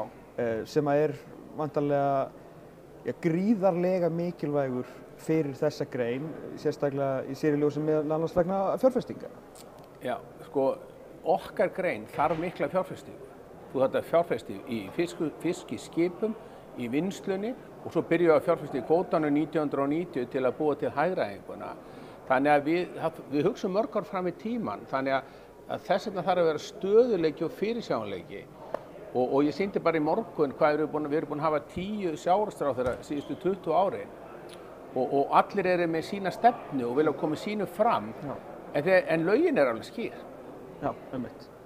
Hvað eitthvað til ráða? Ég meina, þú veist, setja einhverju löggjöf þá lengri tíma sem einhver getur hróflað við, menn er það hægt?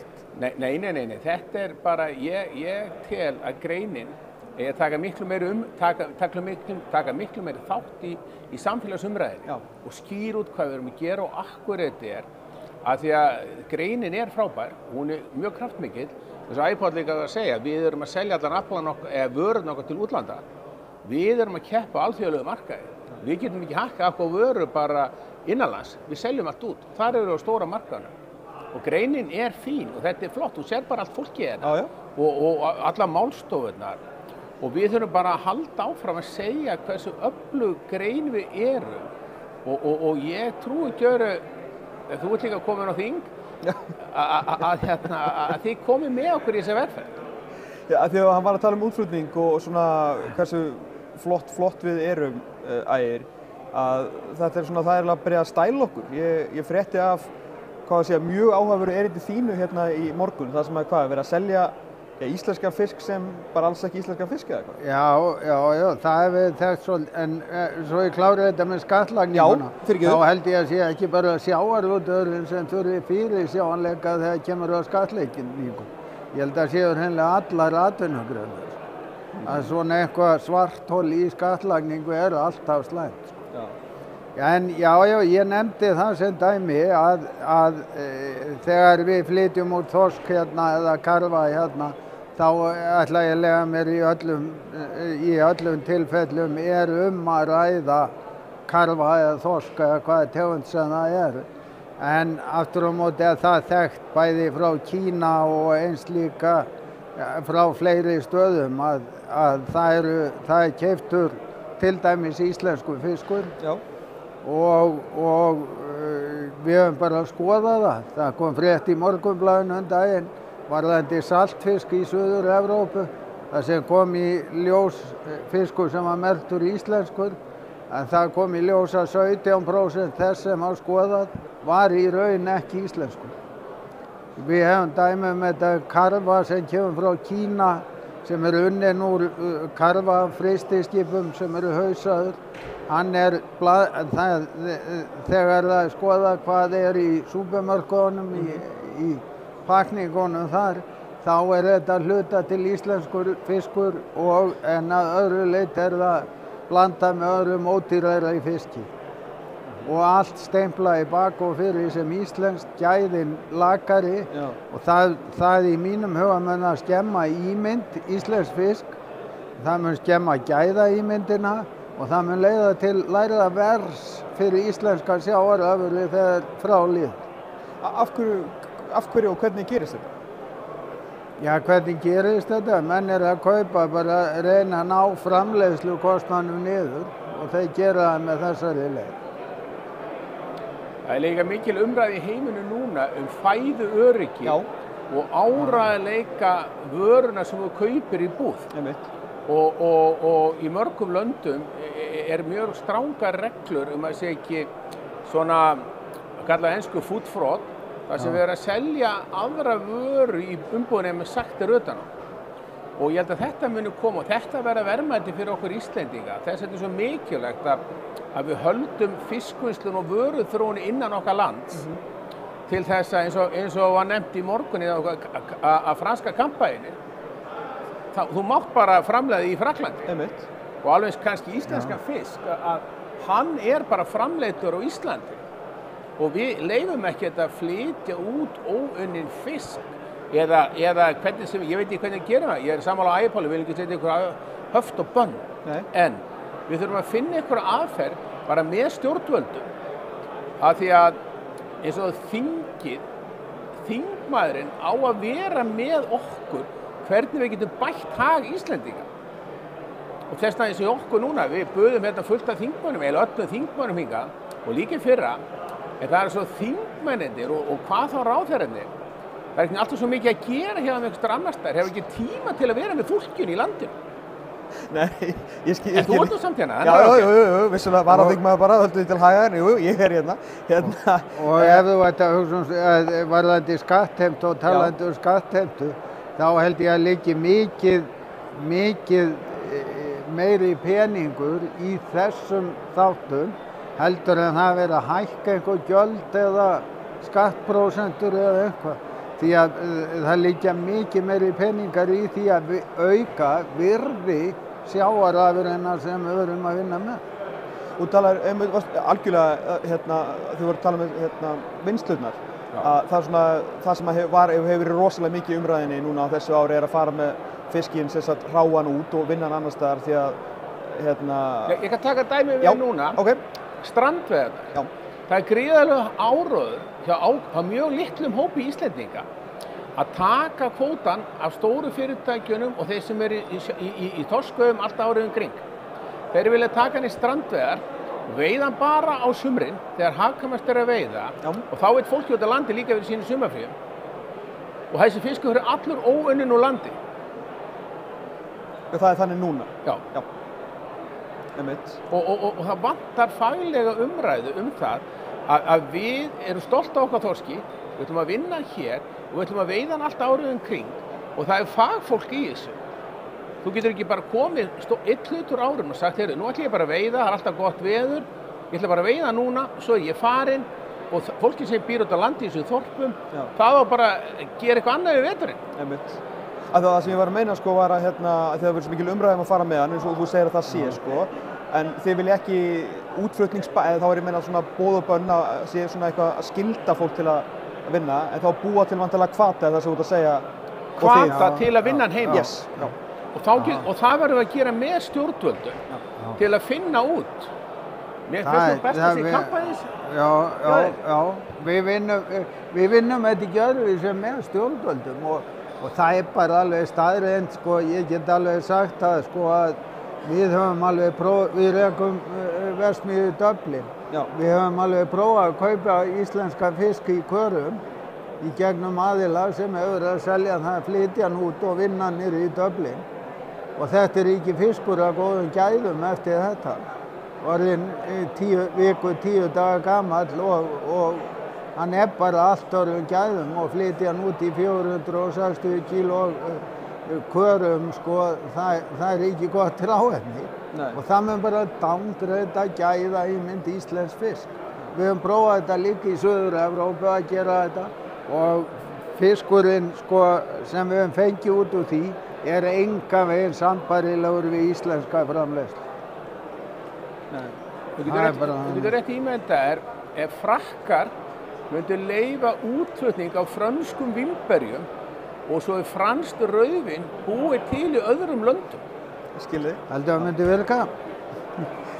Hæpið, verður maður að segja. En þannig að það sem þú ert að tala um, Guðmundur, er bara svona að þetta sé bara mjög virkt og kannski mörguleyti þá uppbyggilegra samtal til lengri tíma að búa til svona íslenska virðiskeðju þar sem að fiskurinn er veiddur hér, það er hvati til þess að vinna hann hér, þannig að við höldum gæðunum og við náum að halda svona okkur í efstu hillu þar sem að við höfum verið vantilega sögulega.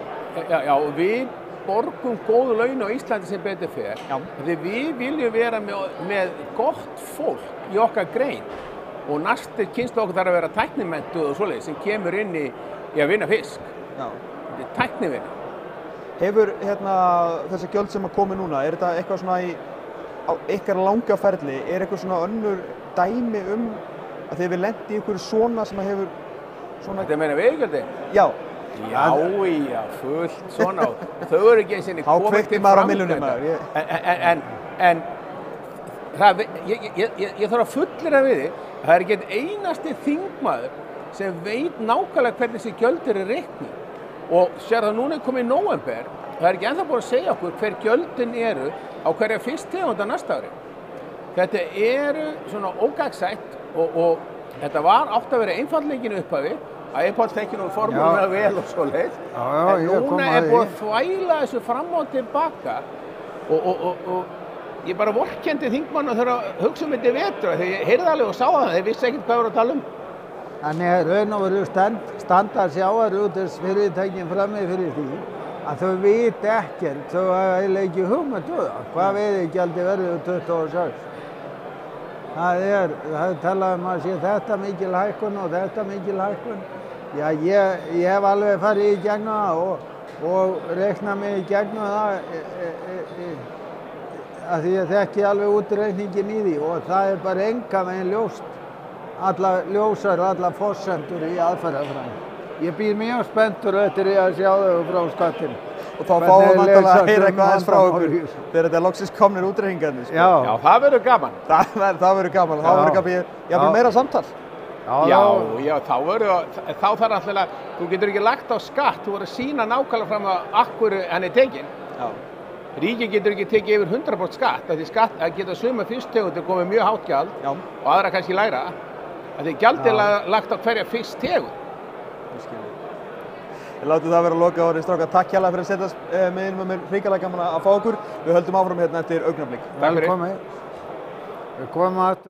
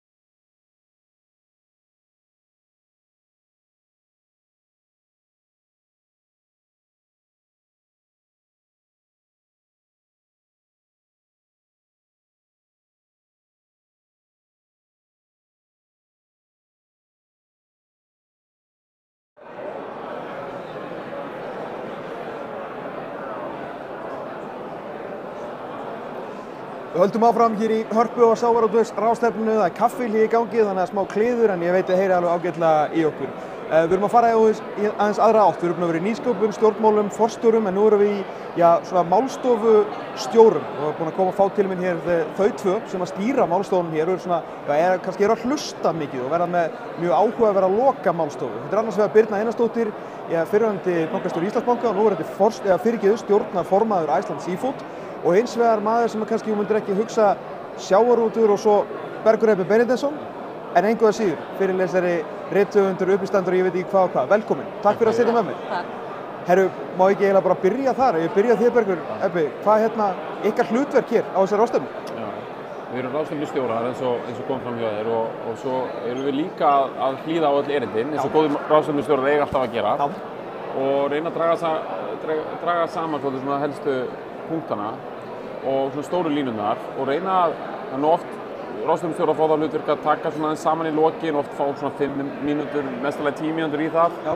Það getur oft verið svona mjög verðmætt og við ætlum að gera þetta saman og svona aðeins leggja meira í það og verða með málstofur á lokadeginum á morgun og sem við ætlum að draga saman svona og við ætlum að skipta verkum og hlýða á allar ráðstefnuna og reyna að ná mikil niðurstöðum. Já, það að bæði yfir það svona sem hefur verið merkilegt að koma fram hér og líka reyna kannski svolítið að setja þetta svolítið í samhengi við bara hvert þessi geir að fara. Já. Og mér finnst að þurfa við sem ráðstefnustjóra, það verið að tala að róa í sömu átt. Já. Þegar maður róa eitthvað, þá maður að fara eitthvað. Þannig að það alveg finnst mér áskorun að halda öllum við það efni.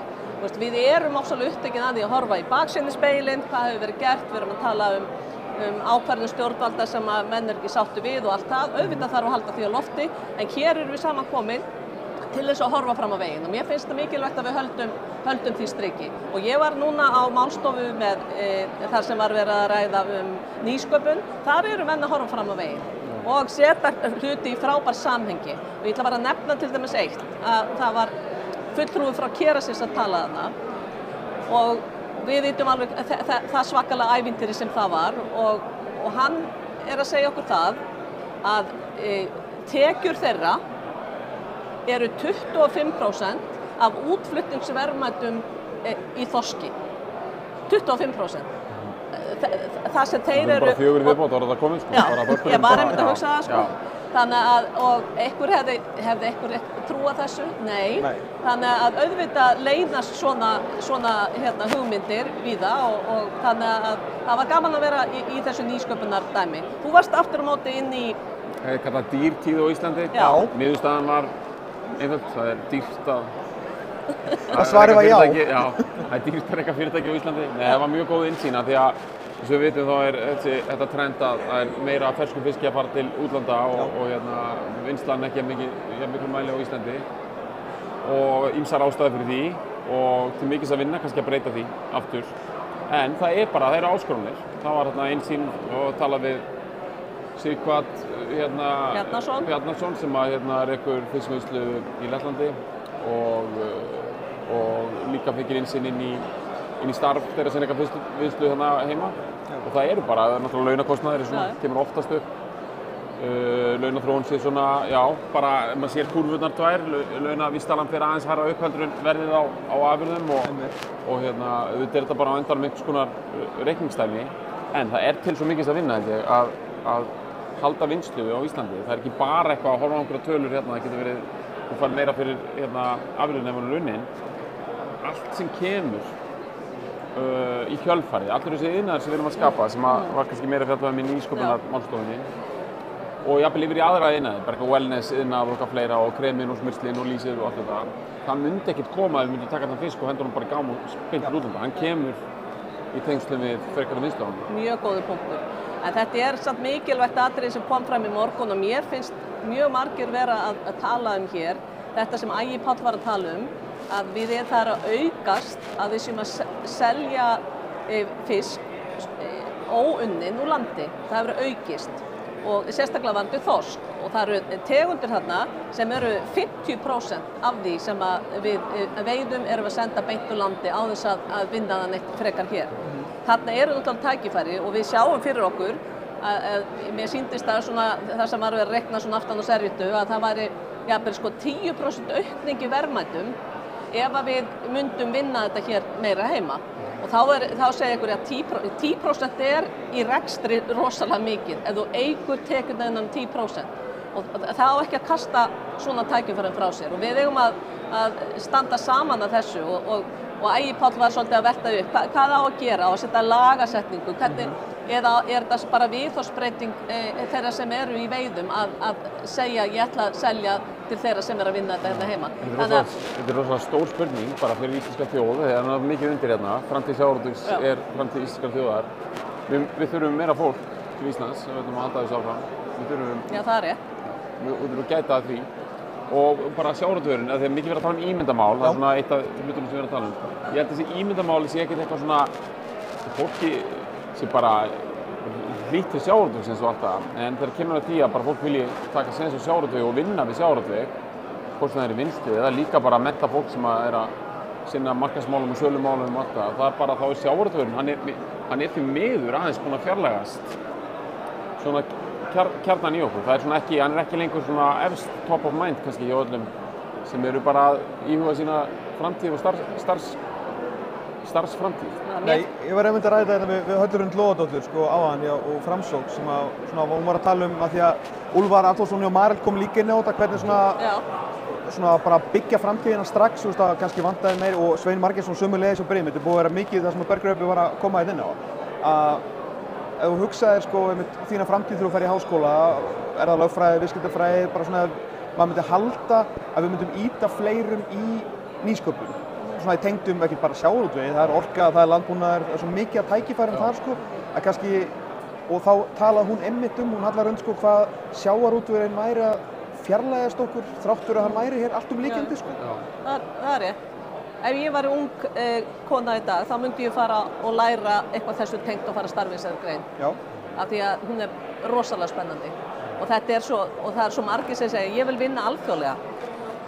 Þú getur ekki meira alþjóðlega heldur en þessu bransi. Maður tekur eftir þeir sem að tala og ég er búinn að vera að fletta prófílunum líka á fólki sem er að kveða sér hljóðs og svona. Já. Þannig að það er rosalega algengt að þetta er einhver sem er alveg venjulegur prófíll af manni sem kaus í ljós hérna er sko svona kannski jafnvel meira en rúmlega miðaldra maður sem er alveg upp í Vestmannaeyjum eða eitthvað, þú veist, alveg upp í kringum þetta og stórkostleg prófíll alltaf og ævi og harðdugligt fólk og svona.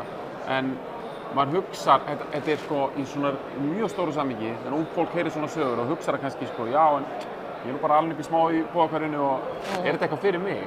Já. Eins og þetta sé svona þú þurfur að vera hálfpartinn fæddur inn í þetta. Og núna eru vissulega að vera kynslóðaskipti hjá þeim sem eru jafnvel eigendur og stjórnendur þessara fyrirtækja og það á ekki að taka þessi sjálfsögðum hlut að ný kynslóð, hún sé yngri, sé eitthvað miklu frjálslyndari í eitthvað rekrútment og öllu þessu. Af því að við horfum bara alveg blákalt á það, auðvitað hef ég bara fulla trú á nýrri kynslóð og allt það, en það er að horfa blákalt á það þá er kannski kynslóð samt að fara að taka við sem að hefur líka, er að taka við kannski svona stöndu og öflugu búi, hefur meira að tapa og er kannski svolítið bara líka í hagsmunagæslu eftir því. Já, það er spennandi. Ég er einmitt að fara núna næst á vinnustofu, eða er það kallað vinnustofur, já, svona mannauðsmál í þessum geira og ég er bara spennt að heyra hvernig hann hefur þróast, hvernig menntunin hefur þróast og hvernig fólk við þurfum og af því að þú varst að segja áðan sko, þegar ef við ætlum að fullvinna þurfum við fleira fólk. Já. Það er búið að gerast náttúrulega svakalega mikið í tæknibreytingum sem gera það verkum að við þurfum mikið færra fólk. Og enda er orðið erfitt að fá fólk í þau störf, þannig að það er verið störfin sem hafa helst stått út. Þannig að þetta er að verða alveg störf þar sem að þú þarft að vera með menntun og þekkingu og allt það. Þannig að margt spennandi gerast. Já. Það er svona einmitt bara svona, kannski störfin eru svolítið að færast annað, kannski fólkinu og gólfinu alveg svona hefur fækkað með þessari nýsköpun, en að því sögðu að þá bara eins og vorum hérna frá Stiku áðan, þar sem er sko verkefni í gangi sem búin að fá alþjóðlega styrki upp okkur 12 milljónir evra, sko þar sem við ætlum að vera að lækka kolefnissporið en auka verðmætin leið, sko. Þannig að þarna er myndast náttúrulega líka störf en allt öðruvísi störf. Já, í þessum svona tengdu greinum og það er með þess að mikið sagt í að því ég er nú ofta að velta fyrir mig jafnréttismálum, svona kynjajafnréttismálum og að konur hafa enn meiri áhuga á nýsköpuninni í þessu og eru mjög sterkar þar inni og það bara að vinna góða, við höfum bara að fagna því. Ótrúlega áhugavert að hlýða á umræður mannauðsmál sko, í þessum bransa. Náttúrulega verið sagt sko, bara fólk er hart af sér í þessum bransa. Þetta bara sjómennskar ekki grín og allt þetta, en það bara örugglega margt sem að má líka bara aðeins skoða með það. Að gera þetta kannski svona, kannski ákveðnir þættir í þessum bransa sem mættu vera aðeins manneskjulegri, bara eins og gengur. Svona, vitandi hvernig samfélagið allt hefur breyst. Og til þess að nú erum við verið að taka samtali hér yfir 2 daga sko. Herru, það bara klukkan, ég bara heyrði bókstaflega í bjöllur, þetta bara eins og komin eftir í skóla sko. Birna, Bergur Rabbinn, takk kærlega fyrir komuna, þið þurfa að fara að stýra næstu málstofu og höldum við áfram eftir augnablik, síðasti fyrirlestur eða síðasta viðtal dagsins svona eftir korter eða svo.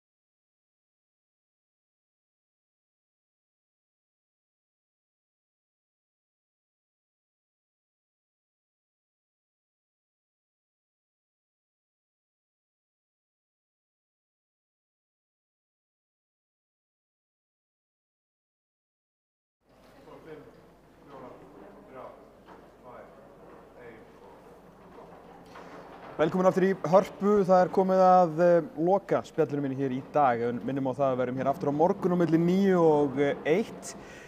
Við hófum leik í hátíðinni í dag með Heiðari Guðjónssoni hagfræðingi sem var að ræða málstofuna dýrtíð á Íslandi og það var náttúrulega sjálfsögðu að gera, að ljúka deginum í dag með hagfræðingi að ræða málstofuna dýrtíð á Íslandi en þá var enda manninn sem að stýrði henni að þessu sinni og þetta Þórður Gunnarsson, hagfræðingur. Velkomin. Takk fyrir það. Herðu, Heiðar var náttúrulega á leiðinni á málstofuna, nú ert þú nýkomin af henni, það þannig lagað. Hvað svona, því að nú fáum við aðeins meiri kannski dýpt í þetta og kannski akkurat þessa málstofu hvað voru að tala, hvað var inntækið? Dýrtíð á Íslandi raunar vísa til þess hvað orðið dýrt að reka fiskvinnslu á Íslandi í þessum einföldustu máli. Við vorum með 4 fyrirlestra, sá fyrsti var frá Heiðari sem hann var að ræða gjaldmiðlamálin, en svo þeir 3 sem kom í kjölfarið var Andrew Whistler sem er aðstoðarforstjóri í síldarvinnslunni og hann var þá að ræða þennan rekstur svona út frá sjónarhóli fyrirtækja sem eru með mikið í gangi hérna. Mér er eins og í svona körfuboltakvöld.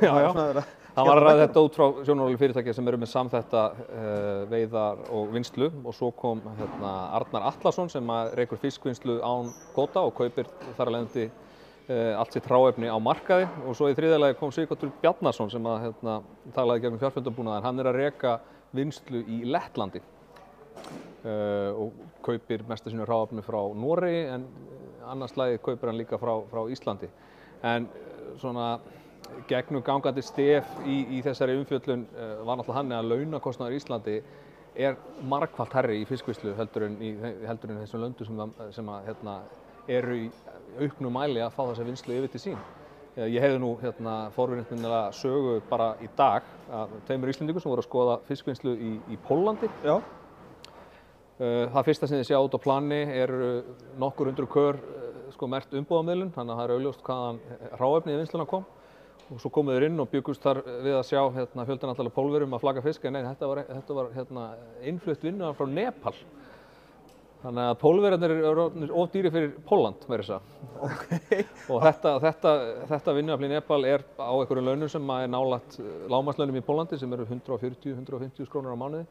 Á meðan starfsmaður í fiskvinnslu hér heima getur verið ekstra á bilinu 800.000 á mánuði og jafnvel upp í rúmlega 1 milljón. Þannig að launakostnaðurinn í Austur-Evrópu þar sem fiskvinnslan er alltaf að færast í auknum mæli þangað er 6–7 sinnum lægri. Þá spyr bara svona við förum bara í mjög almenna spurningu þannig. Er þetta gott eða slæmt? Ég meina, við hljótum að vera ánægð með að greiða há laun, eða ekki, í almennt. Það er allavega hluti af þessari hagsæld og það við viljum vera eitt ríkasta land í heimi, eða eru það? Það er frábært að þú getur starfað í fiskvinnslu á Íslandi og verið kannski að klukka 1 milljón þegar það er stór vertíð eða eitthvað svoleiðis, 1 milljón á mánuði. En breytir því ekki að gerir umhverfið fyrir rekstraraðilann erfitt? Já, auðvitað gera það. Þetta er náttúrulega bara miklu meiri kostnaður þó auðvitað útgerðirnar hérna heima kannski búið að því að hafa betri aðgang að hráefni. En þetta hefur líka þar afleiðingar að við náttúrulega erum með einhvern fiskmarkað hérna heima þar sem afli er boðinu og við erum að sjá alltaf meira og meira af svona agentum frá þessum erlendu fiskvinnslum að kaupa þennan fisk hér heima og yfirbjóða íslensku vinnslurnar af því að þeir geta borgað hærra verð fyrir fiskinn af því að þeir eru kannski með 20% launakostnaðinn. Þetta er svona áskorun sem að þessar sjálfstæðu vinnslur á Íslandi standa frammi fyrir þessa dagana. Þegar við vorum að ræða þetta Ægir Páll hjá Iceland Seafood og Guðmundur í bréfum áðan með bara svona þetta við viljum búa til keðju og búa til þessi keðja en meira og minna til að við veiðum hann hér, verkum hann hér þannig að við getum selt hann og sent hann út sem íslenskan fisk og þannig haldið gæðunum uppi og þannig haldið verðin uppi því að annars náttúrulega ef fólk fer minni gæði, minna verð. Bara svona frekar basic, svona low-kick.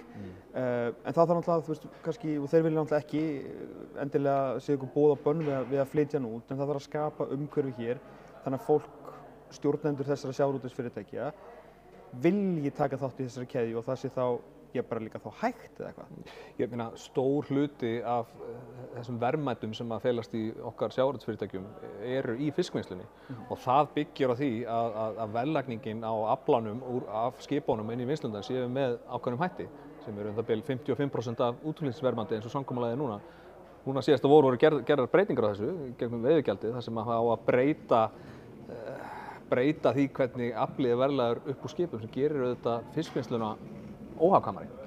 Og þetta er ástæðan fyrir því að við erum að missa alltaf meira og meira óunnum afla úr landi. Og spurningi sem menn eru að spyrja sig í þessu samhengi ætlar Ísland að vera hráefnisskaffari, það er að segja skaffa bara hráefni í vinnslur erlendis, eða ætlum við að fullvinna vöruna hérna heima og fá þannig hámarksverðmæti fyrir hana.